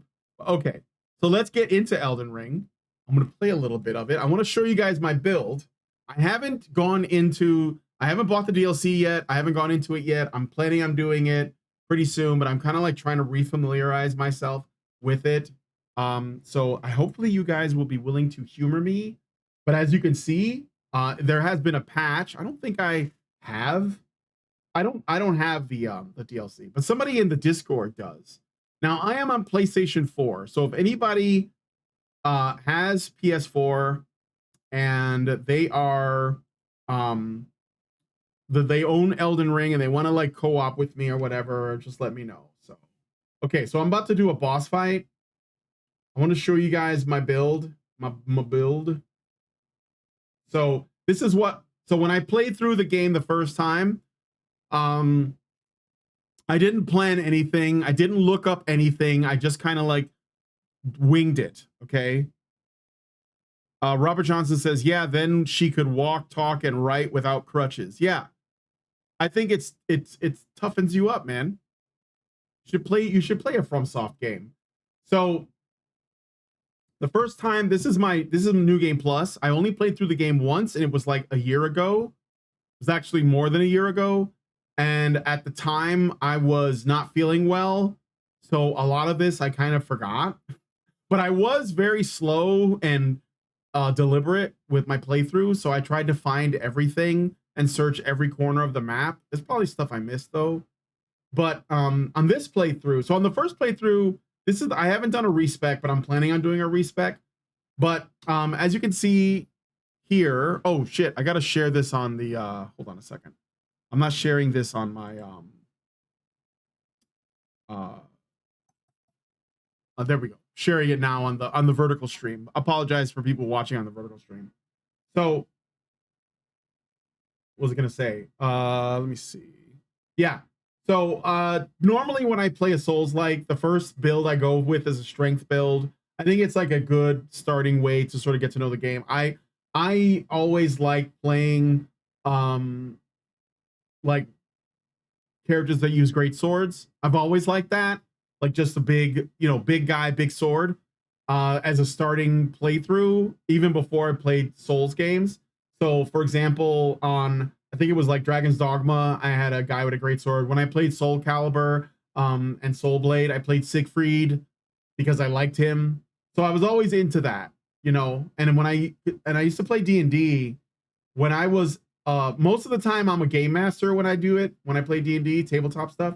But a few times I was a player, and I think the first time I ever played, I played a fighter with a greatsword. So I did that as a playthrough the first time. So I basically focus usually on strength and faith for some healing spells. So as you can see, I have a strength build mostly with a 60 strength, and I'm not looking at any of the data on it. I'm not trying to really. I guess get to like the yeah, I got into Ivy later and Mr. 0303. Ivy is my favorite, my main, but I did play Siegfried when Soul Blade came out, and then I played more of Siegfried when Soul Calibur came out, but I really got into Ivy. I like the weapon a lot. But anyway, so what was I saying? Oh, so yeah, so this build is a strength build, and I used the great sword for a while. But now I think like after I beat the game, I was using it's a boss weapon, which is equipment. This one, the blasphemous blade, I made it a blasphemous blade plus 10. Absolutely fucking busted. Like I would say now that it's like I did start reorienting myself to Elden Ring, and I think Elden Ring might be the easiest Souls game. So yeah, but so the blasphemous blade is a great sword, and it's absolutely just awesome, but maybe too awesome. And I wanted to do a respec. I wanted to try something else. So now I'm using the star. It's basically a punching weapon called the Star Fist, Heavy Star Fist plus 25. I buffed the shit out of it because I had like the resources and stuff.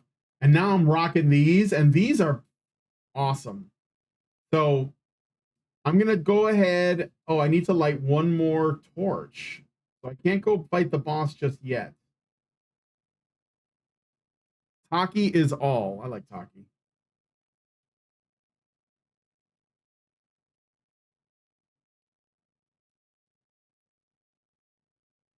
All right, I gotta find the last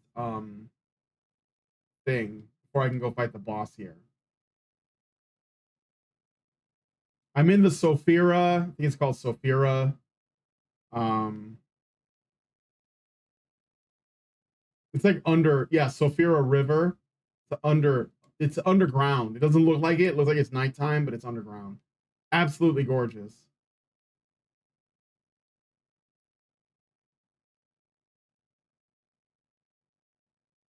So there is a crab. I can box with him.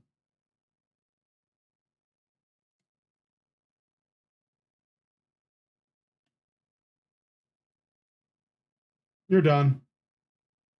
I don't know if you saw the damage I did, but these fists, I love the fist weapon. This is like what I'm gonna be doing. Oh, and if you want to look at my guy. So I understand there's like new hairstyles. I might have to look into the hairstyles. I'm definitely a Siegfried guy. Give me big sword. Yeah, I love that too. There's another crab. Do I want to fight him? Okay. Yeah, we're gonna do it. I'm gonna do a.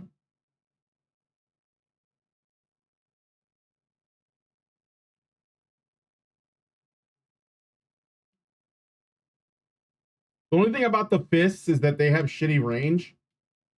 That's the only thing. Uh-oh. One punch. Boom. Look at the damage. That is crazy damage. 2 punches. I mean, I take some hits. Now, I still have the blasphemous blade equipped here. I could use it. This thing is absolutely like broken. It's almost, it's just too much, but it is a good backup. And I guess I get the credit because I did do the build. So, all right, these guys, let's fight with this dude. Let's box. Let's box. Catch these hands. Is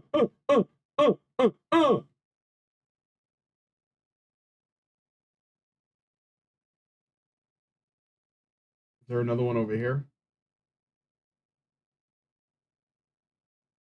Can you guys see this okay, or is it dark, or what? Where'd this guy go? Oh, there he is. Hey, what's up? Nope. Just jumping fucking Iron Man superhero pose landing attack. There's another guy. Boom. I need to find the last thing so I can go fight the boss. Deadly do right looks fine. If you're boxing, what's the shield for? Well, it's on my back right now. But I can switch. I can switch to it and just have the boxing fist on one hand and the shield on the other. I'm thinking about, so the shield is just a holdover from my last playthrough when I was using the sword and shield, which is this.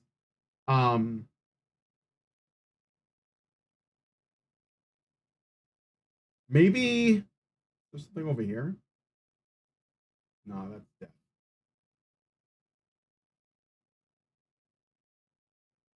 I need, oh, that one. I didn't, that's the one. That's the one I have to get.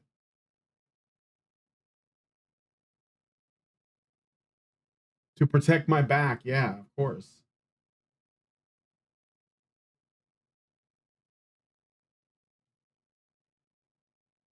Okay, so I'm gonna get off and let me show you guys what this weapon does. Fucking rat.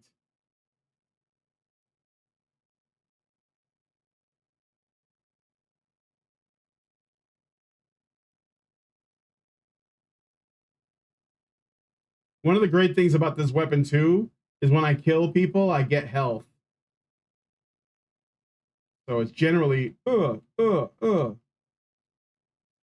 All right, let's box with these guys.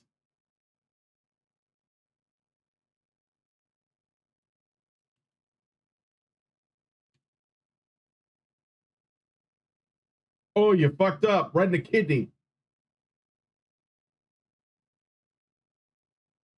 All right, let's light this last thing. That should open the door now.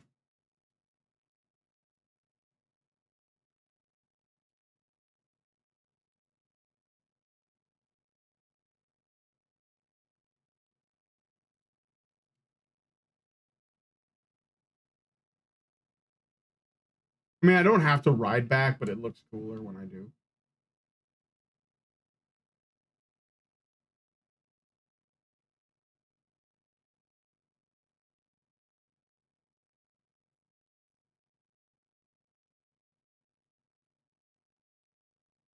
You gave them a prostate exam. Yeah, no. No, that's Bloodborne. Bloodborne has lots of that. A magic steed for swooping.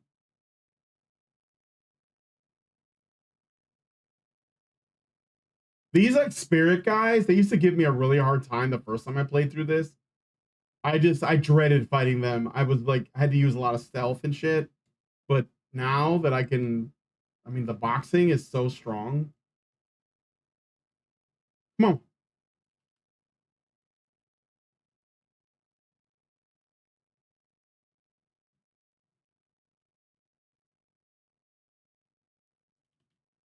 Nope.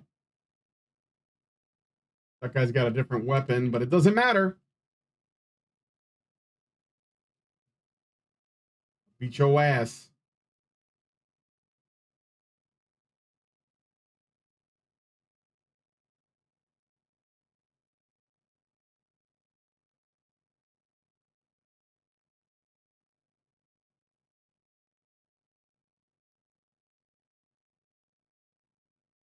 All right, let's go up here. I think it's open now. I'm gonna fight this boss.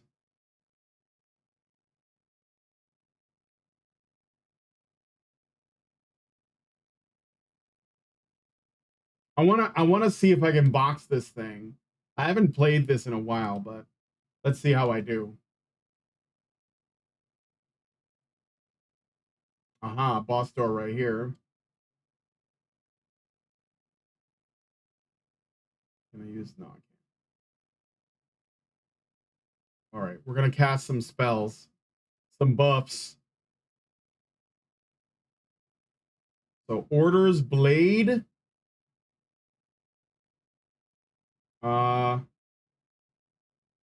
Golden vow, flame grant me strength. I guess I'll just do all of this shit. Golden vow. Now I'll have a drink of this cerulean tears. And I think that is All right, let's go. Ancestor spirit.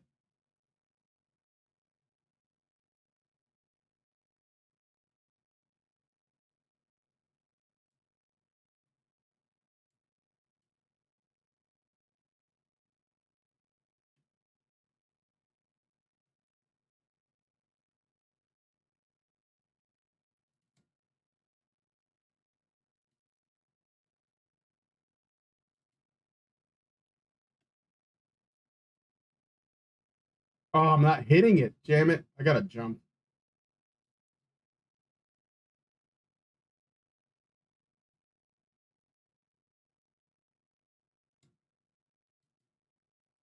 That's okay. It's okay.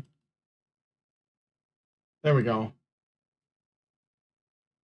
Oh,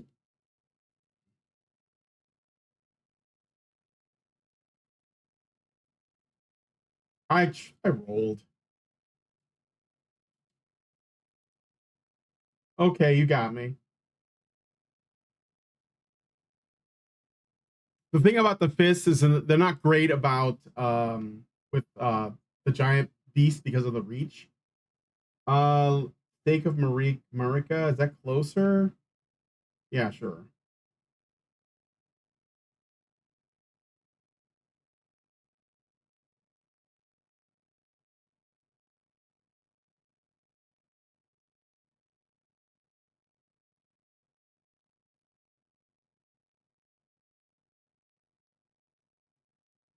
The heal is much faster than in previous games. Yeah, different oh good, I'm right here. Oh yeah, there's this Stake of Marika's right here. Isn't it? I can't even see.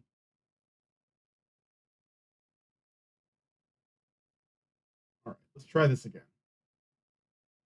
Let's do just the flame grant me strength. Or no. Blessing of the Earth Tree, I think is the one I wanted.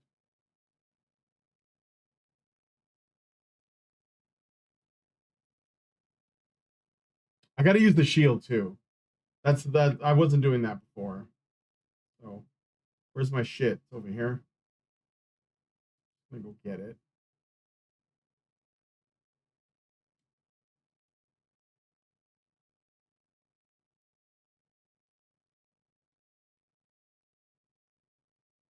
You gotta watch out for that shit.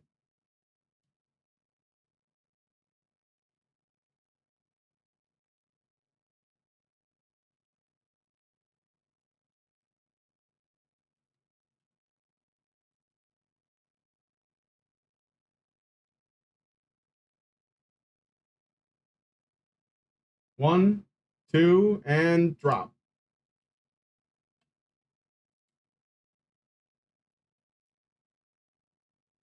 See, that's a problem for me.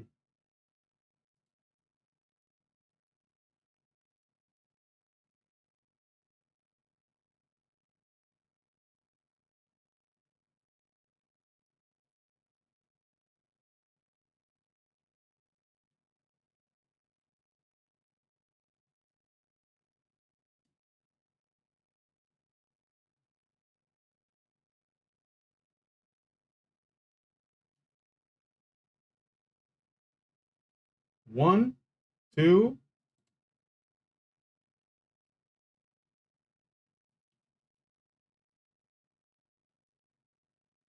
Nope.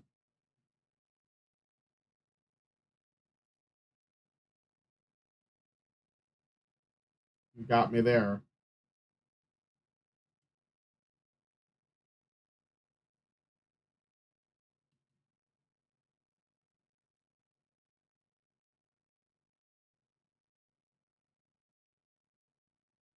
I wonder if you can parry this guy.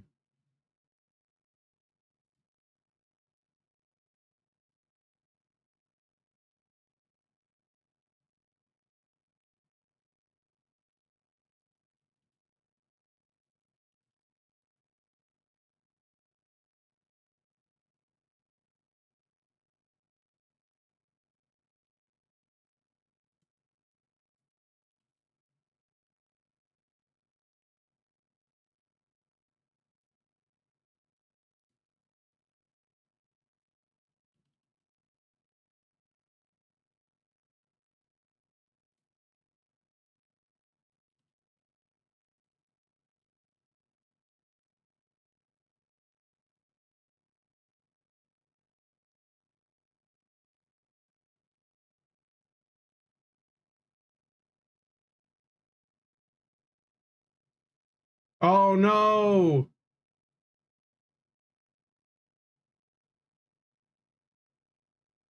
Did you mute? Can you hear me? You should be able to hear me. I'm just quiet. I was focused.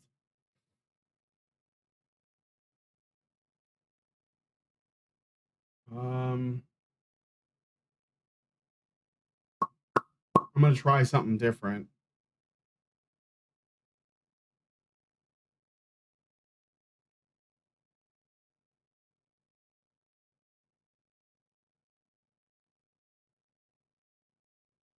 Yeah, I'm still here.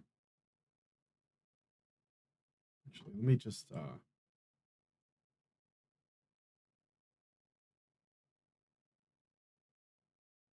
all right. We're just gonna like fuck him up now.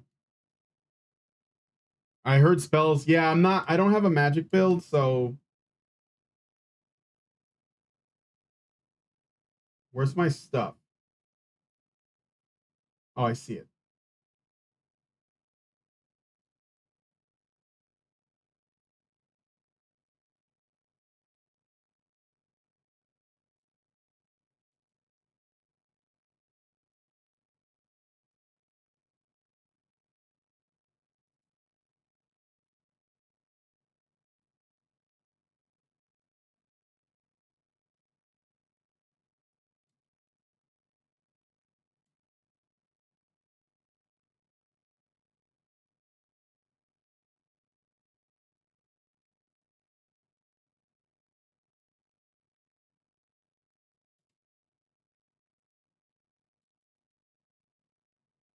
Oh shit.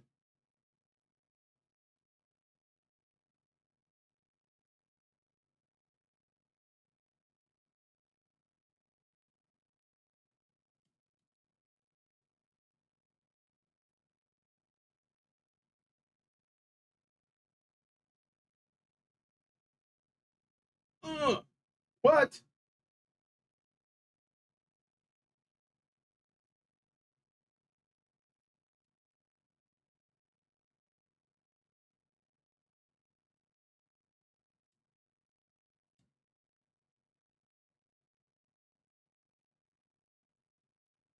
You missed. I knew you were gonna do that.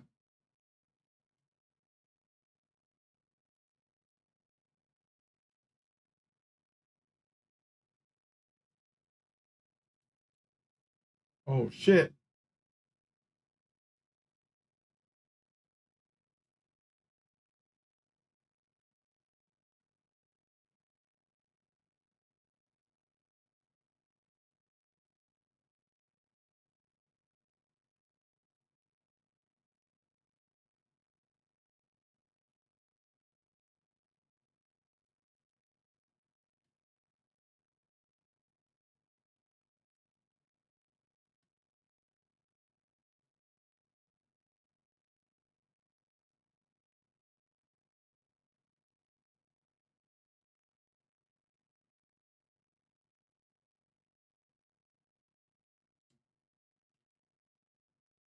Uppercut.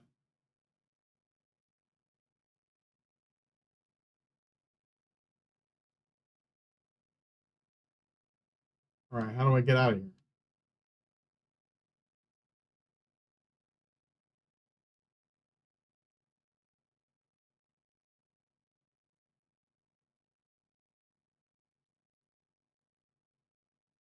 I already forgot. How do I leave? Oh, there.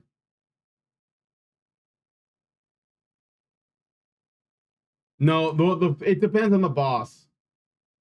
I think for the beast like bosses, the fists are going to be a challenge because of the reach. That's why I have like in real combat reach is king. Yeah. And that's another thing too, is that like so I haven't done a respec, but I'm debating doing one to either focus on the fists or the twin blade, because I never used the twin blade build, or maybe some other speedier build. I haven't decided because I did strength already, but it is like really appealing. So the thing is defeated already. So I think what I'm gonna do is head out. Um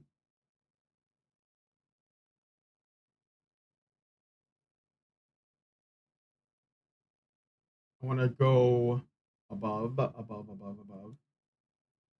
Oh, you know what? Actually, I can teleport. What am I doing? I can just warp right here.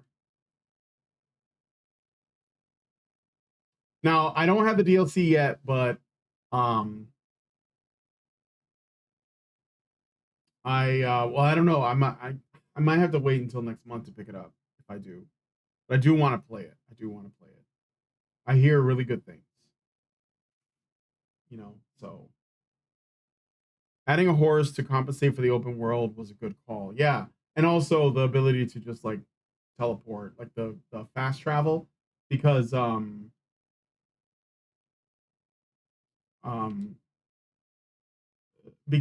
in the Souls games, you could teleport to bonfires or lanterns, or shrines, depending on which game you're talking about. But those games weren't necessarily open world. So, all right, we're gonna take this up, I think. Now I haven't I don't know where this is gonna go. That's where Moog is at, right there. That's where the DLC is. I just have to get there, and I don't know what the fastest way is. So I want to box a little bit before I quit for the day.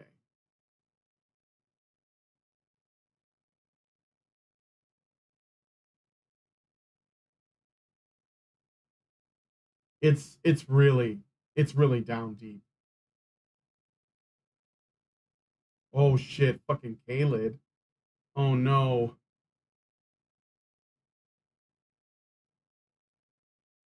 Oh, let's do this. I'm not ready for, I don't know if I'm ready for Kaled yet, but I'm here and I'm above ground now. So here's the world map. I don't know where the DLC is. Some people said it's like right here, but it might be a separate map altogether, you know? So I was gonna go to the south here, to, where's the Height Fortress? Yeah, there it is. It's marked right there, Fort Height. So let's do that. Let's go here, Third Church of Marika, and then I'll ride south to Fort Height and see what happened, what I can get into there, and then quit. See if Allison's messaged me about today. She has.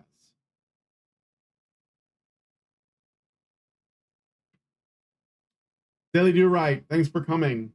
Okay. I'm gonna head south. Hopefully I don't run into any rune bears.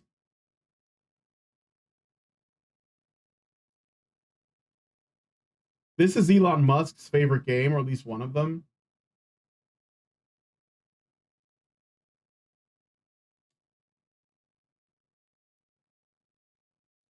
I must say though, like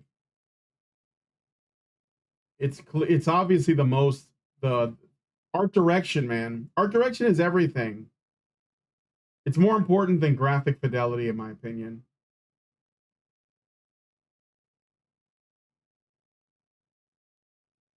Oh shit, minor Erdtree there. Wait, did I already go here?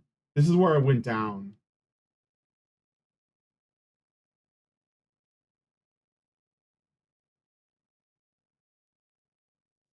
Fish, that guy ran.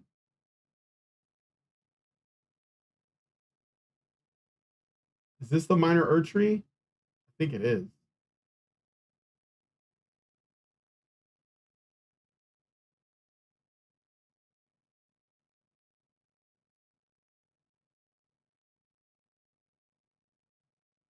There might be a guardian here. There's a lot of these.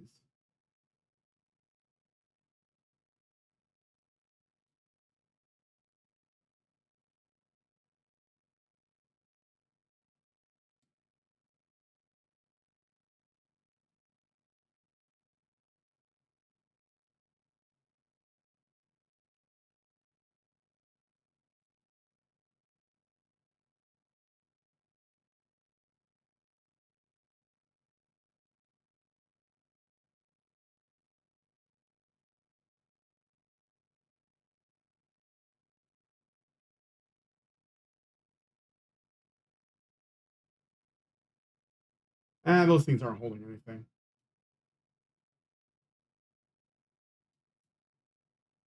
The rune bear.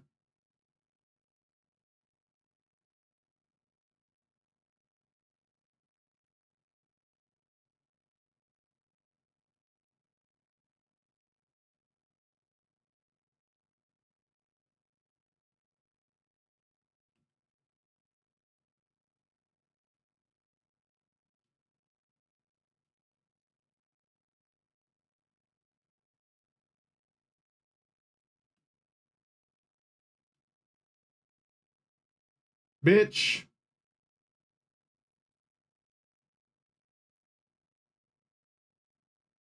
No matter how much pixels they add, Last of Us 2 will still look like puke. Would you rather face an invader or a rune bear? Rune bears are really tough. I don't think I want to fuck with him. Like, they're fast for their size, you know? I thought I was near the minor Erd tree. Oh, dude, I'm like, it's way over there.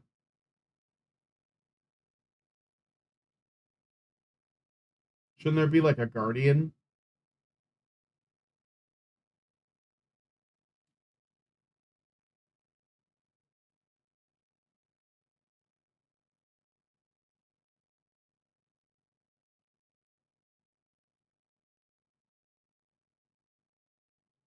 Yeah, shouldn't there be a dude here? Unless I'm mistaken.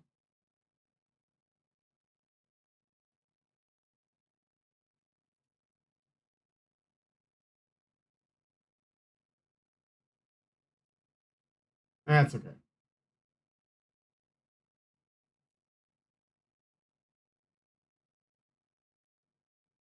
Bears are pretty fast in general, yeah. We're just gonna go to the... I'll deal with those guys later.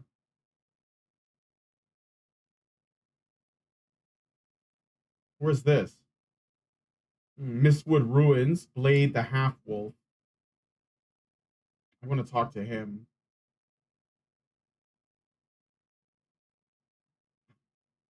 It's a bear. Okay. All right. No, it's cool. It's cool. All right, here's what we're gonna do. Oh shit. That's not what I wanted to do. I can summon my mimic tier, so we're gonna use that.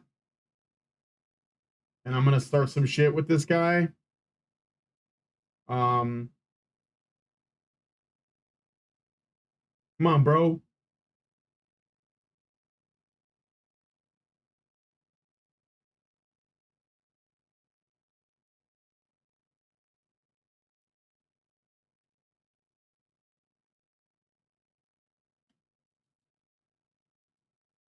Fucking room bears, man.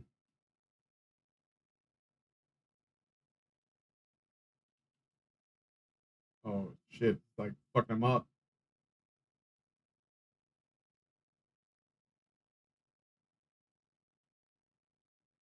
Got him. Okay, that wasn't so bad. He was blocking this door. I needed to kill him. Thanks, me. That guy's so good looking. The clone has a nice yeah, the clone is nice bait. He'll stay with me for a little while too. Is he down here?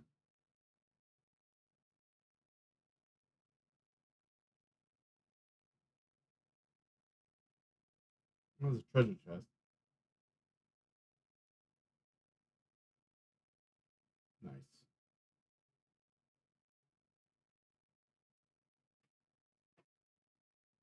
Yeah, they give you a lot of tools. That's why I'm saying that this is probably the easiest Souls-like. I hear the wolf, but I'm trying to... Where is he?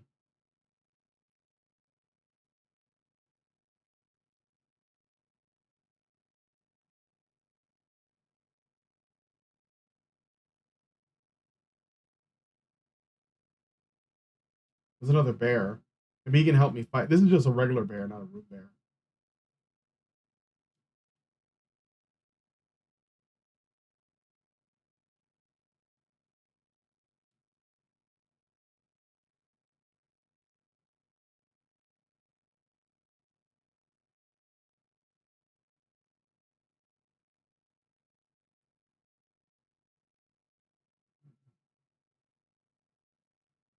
He's over here.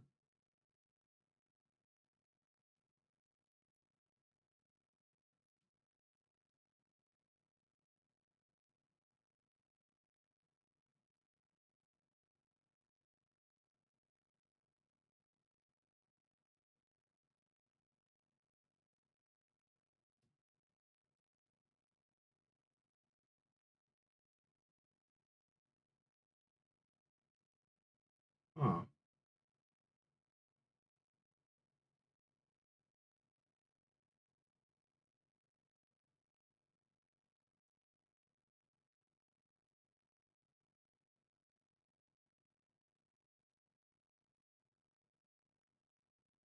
He's got to be here somewhere. Bloodstain.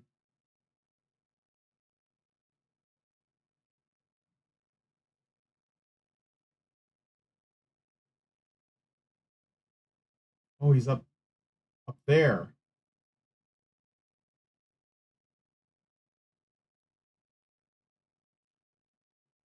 How do I get up there? Ooh, this.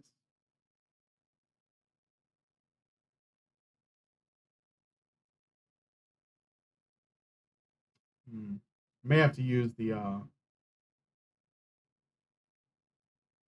use this. Get up there where he is. But my guy can't do that, so he's probably gonna disappear.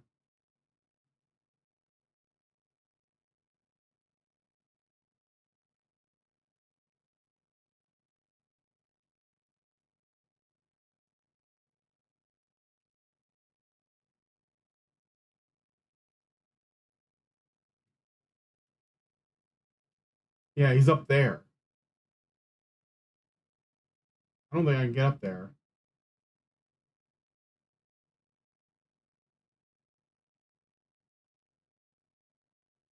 Oh well. Maybe he'll be there later. Try and I'll look into it. Is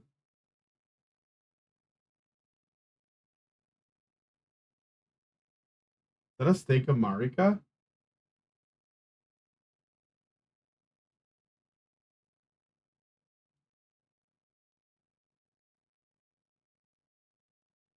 Can this guy help me with the other bear? Let me see. No, he's starting to vanish. Never mind. We're just gonna head to the fortress. I'm getting outside of the range.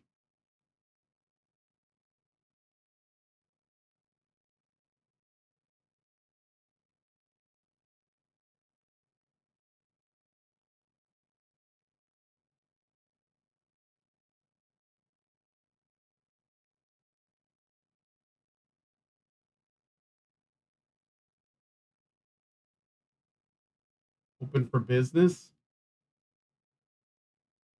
Hmm.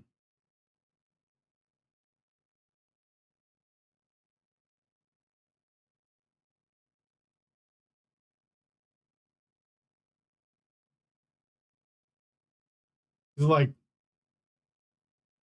goblin type enemies. They usually come in like big groups though. Ooh, the big one. The big one.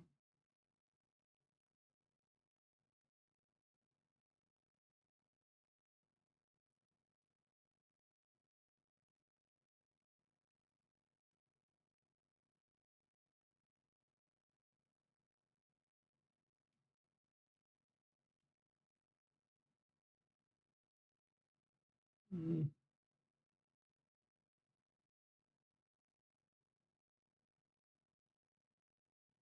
What's up here?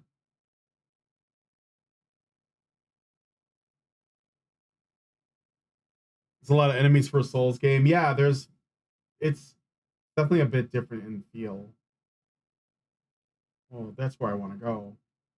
There's the fortress. So I could approach this straight up, and I think I will.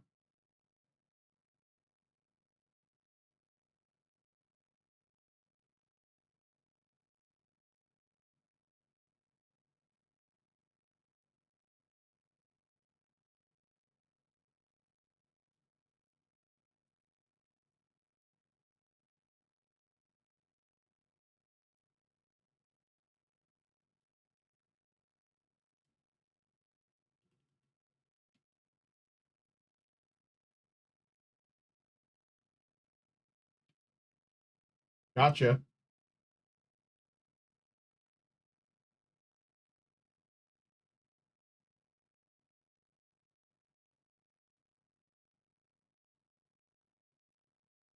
You should have just fought. Oh shit.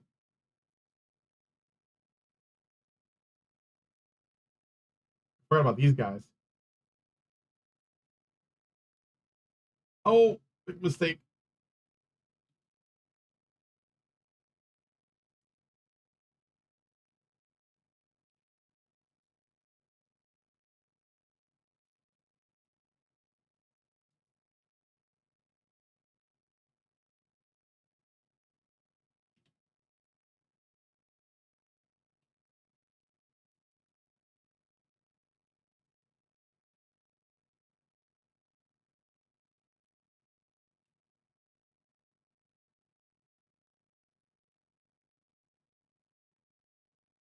We're good. We good. Let me get this guy's stuff.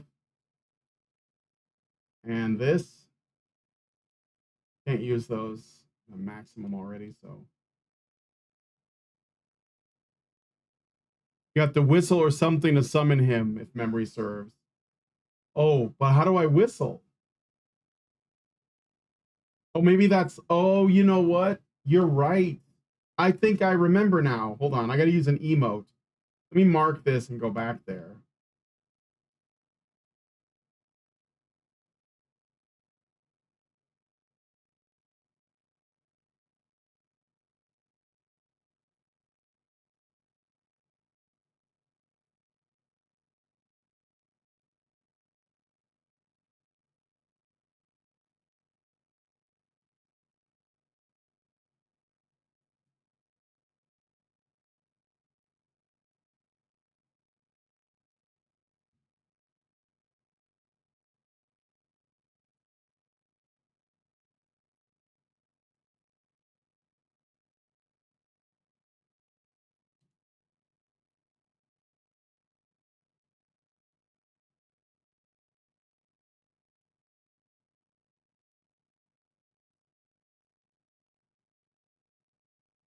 Okay, I think it's an emote that I got to use. Let me see. I mean, my guess, point forward, upward, downward, wait, jump, really strength.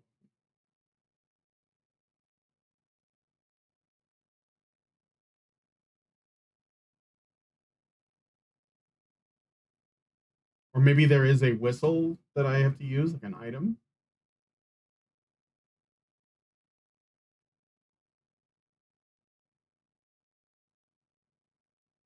I know sometimes there's like certain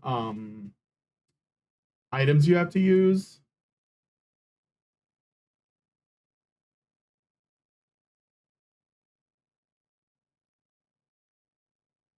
Maps.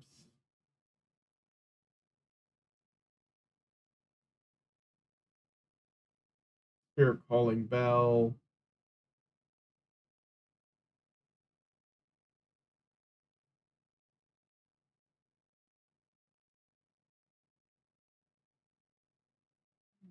I don't see it. Maybe I don't have it. Maybe I have to get it on the. I didn't get anything on this playthrough yet, so maybe I'm not supposed to.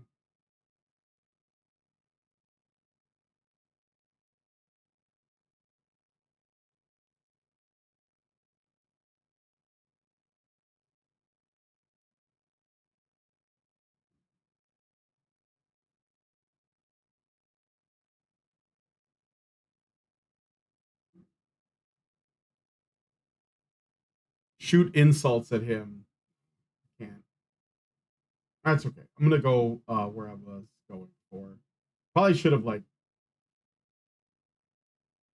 um probably should have uh, explored in there a little bit more just to make sure I found the grace, because I know there's got to be a point of grace right inside the fort.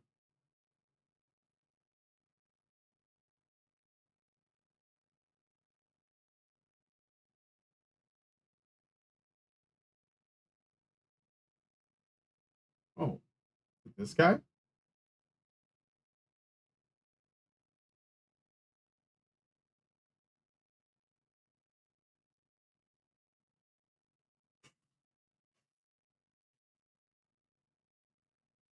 Yeah, but capitalism is bad, so we have to kill this guy.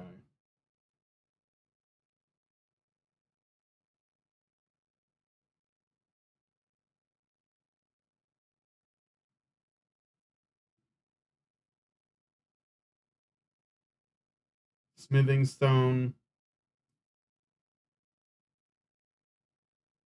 St. Trina's arrow. Puts guys to sleep. That's a good one. I'll buy some of those. I'll buy all your arrows, friend. That's it, though. He doesn't have anything else.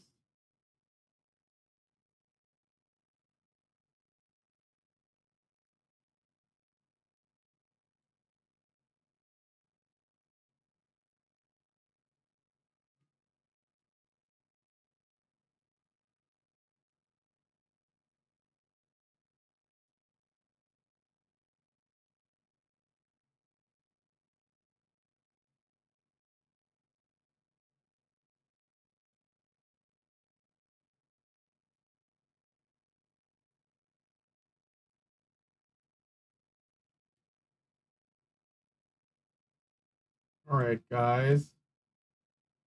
Let's just go in here till we get to Light of Grace. Oh, you son of a bitch.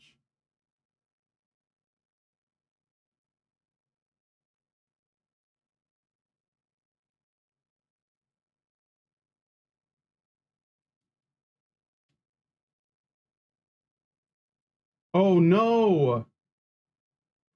Of course. I should have healed. Oh, look. I could. You know what? I'm going back. I'm going back. Fuck that.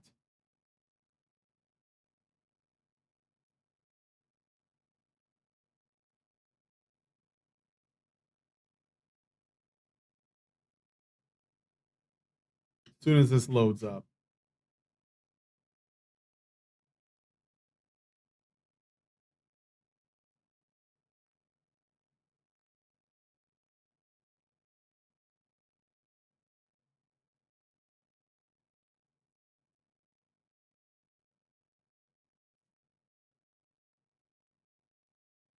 Is that the closest? Damn it, I got all it's marked, but all the way back here. What the fuck?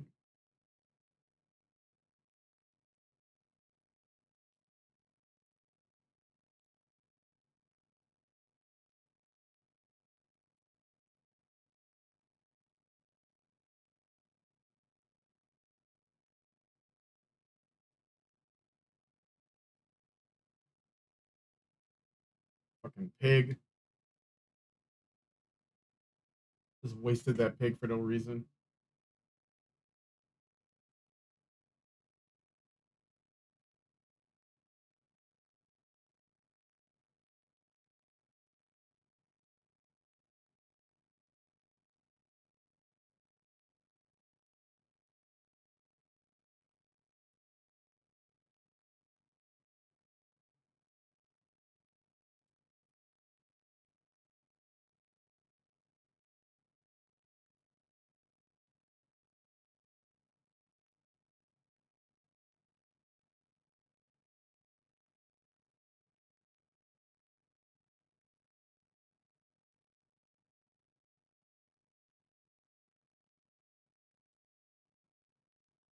What the fuck? Where am I going?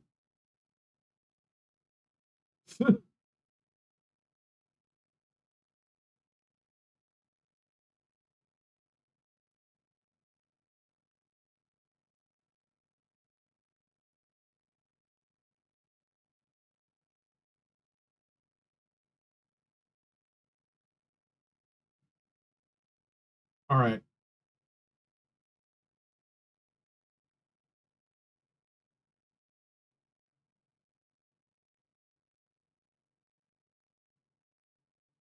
I gotta fight these fucking guys again too.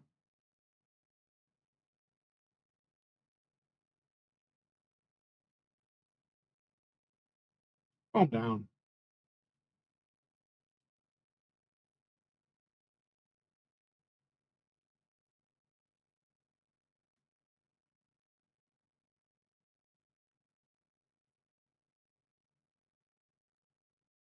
Now, what were you saying, sir?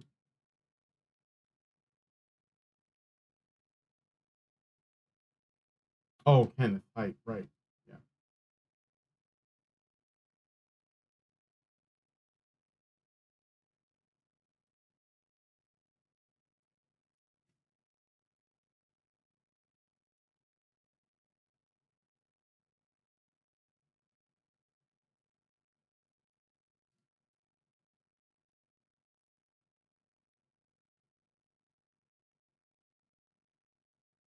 All right, here's what I'm gonna do.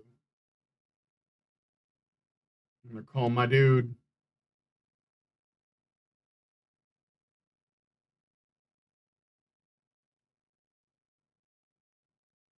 You ready to do this?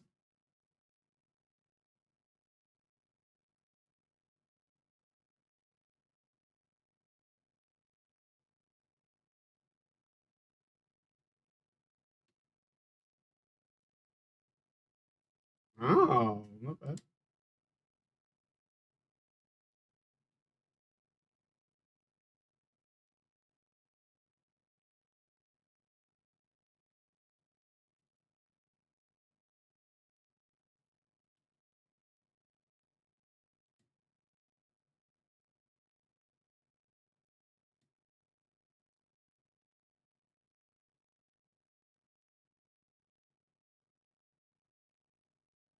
Let's go inside and get my shit.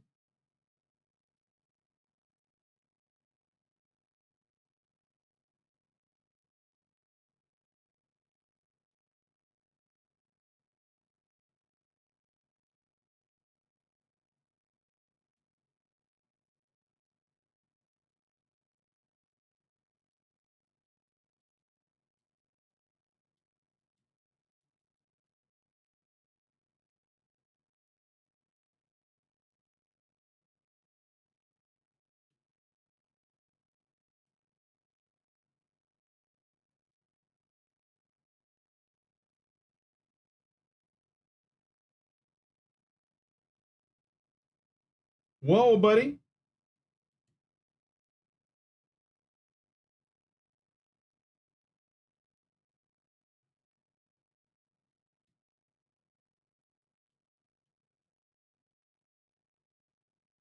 Yeah, I gotcha.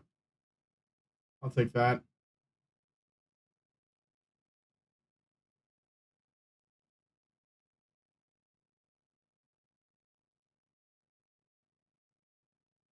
Basically, the Spirit Ashes is like having a co-op partner when there's no co-op partners available, but you can only activate them in certain areas of the map, and you have to like unlock them. But you can bring monsters. Like there's like tons of Spirit Ashes. The clone can cast spells. Yeah.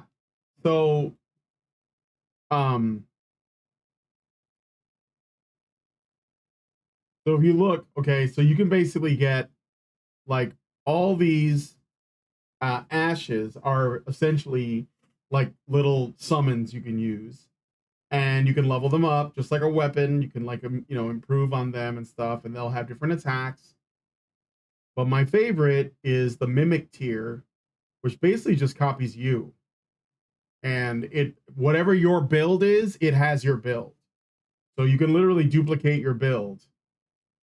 Now you can also like equip a whole different set of equipment, summon it, and then change back to your equipment, and it'll keep the equipment that it had when you set it. So it's like having another player, really. I mean, with your stats and stuff. Did I do the thing? Did I save the day? Oh, you, the guy driving the fucking break this.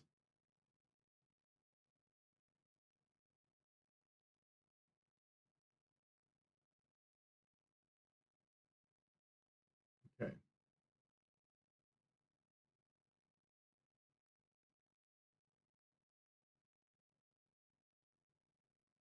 Climb this ladder. My mimic tier guy is gonna disappear soon, but it's super handy to have him around. You've got a friend in me. You got a friend in me. Oh, that's, oh, he teleported up here.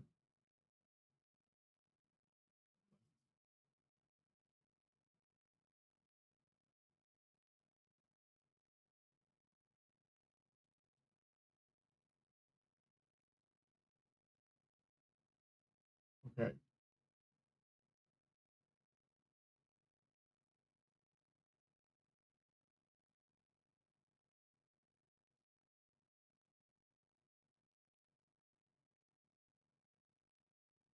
Slide down the ladder.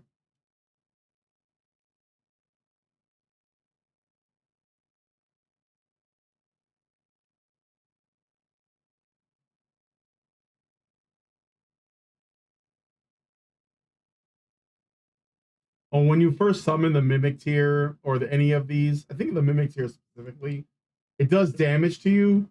So it uses your life force to activate itself. So you have to be aware of that too.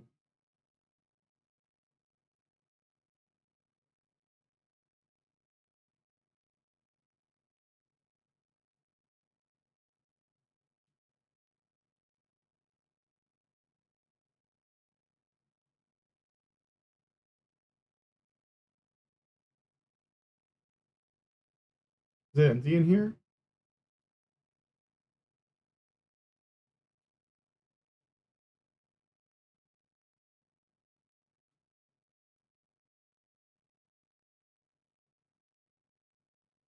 Hmm.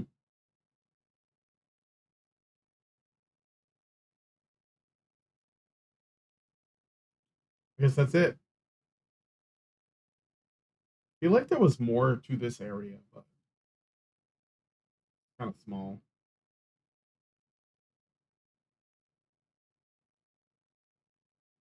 Let me check one more thing.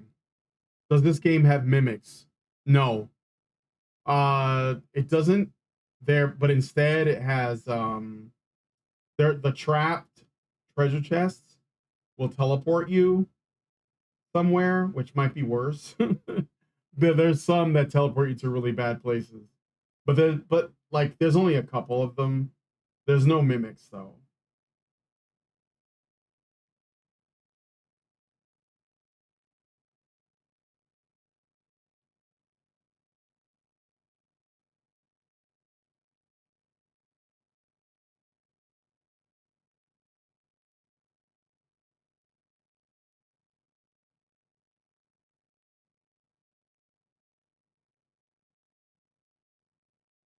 Let's do a heal really quick.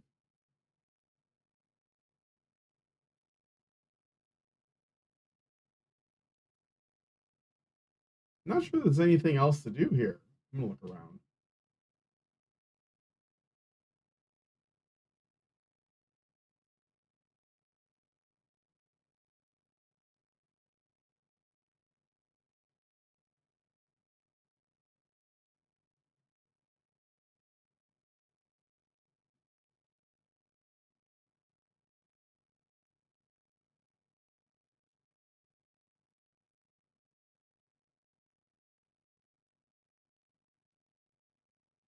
Nope.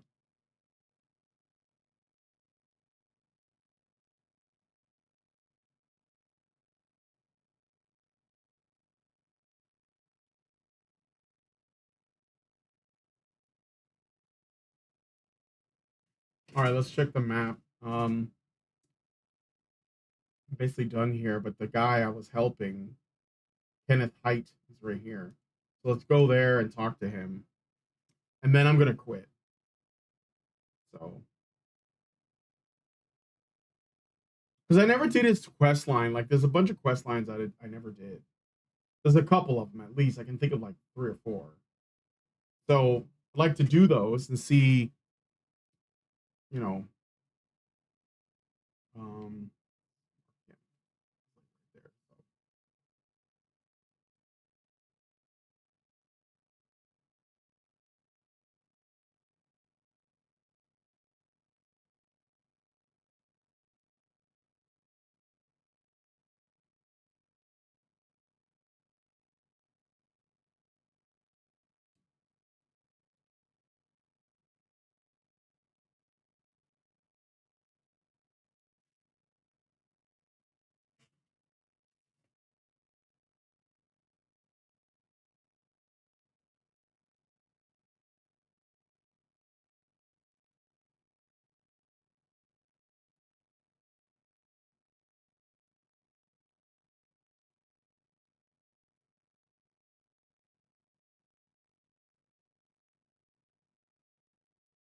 Urge steel dagger.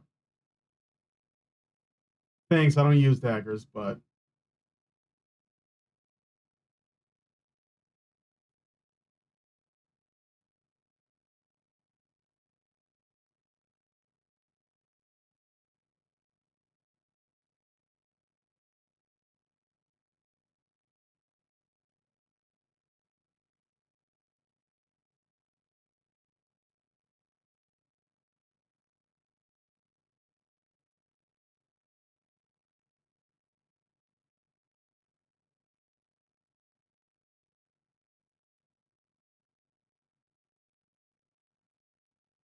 whatever you say, homie.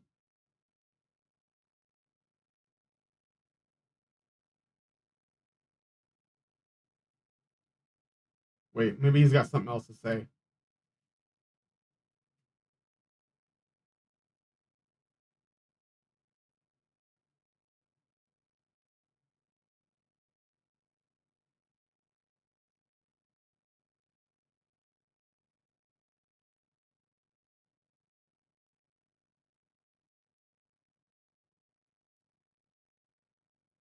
Sure.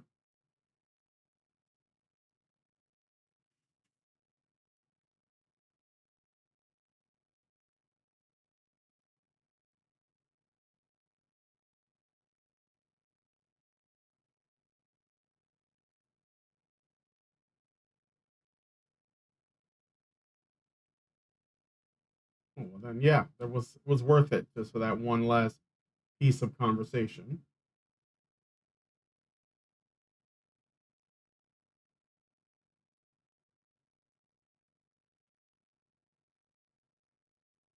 Let's fuck these guys up really quick.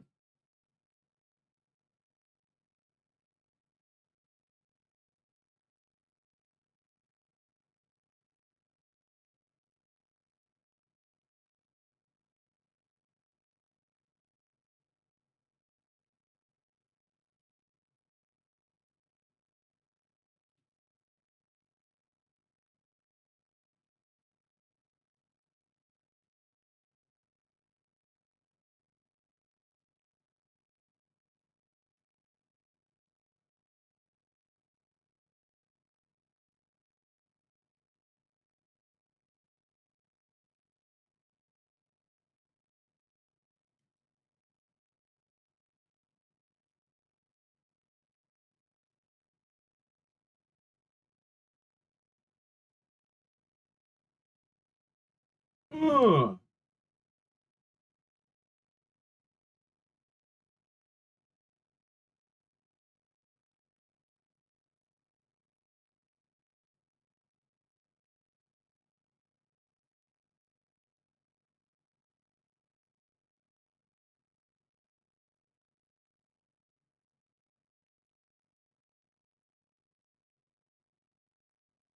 Hmm.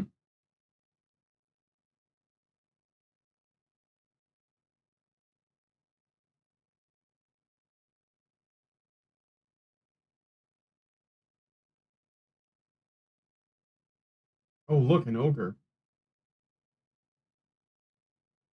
Or troll. The trolls.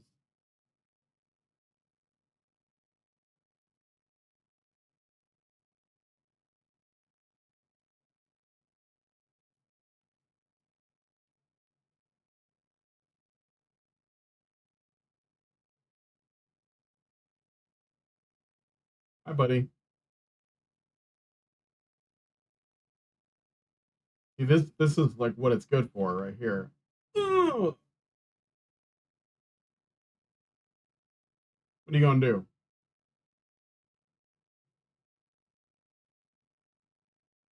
Get him, bro.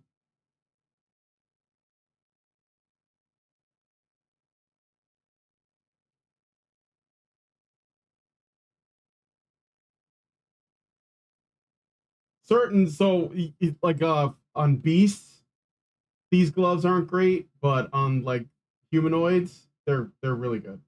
That's why I keep the sword too, just in case.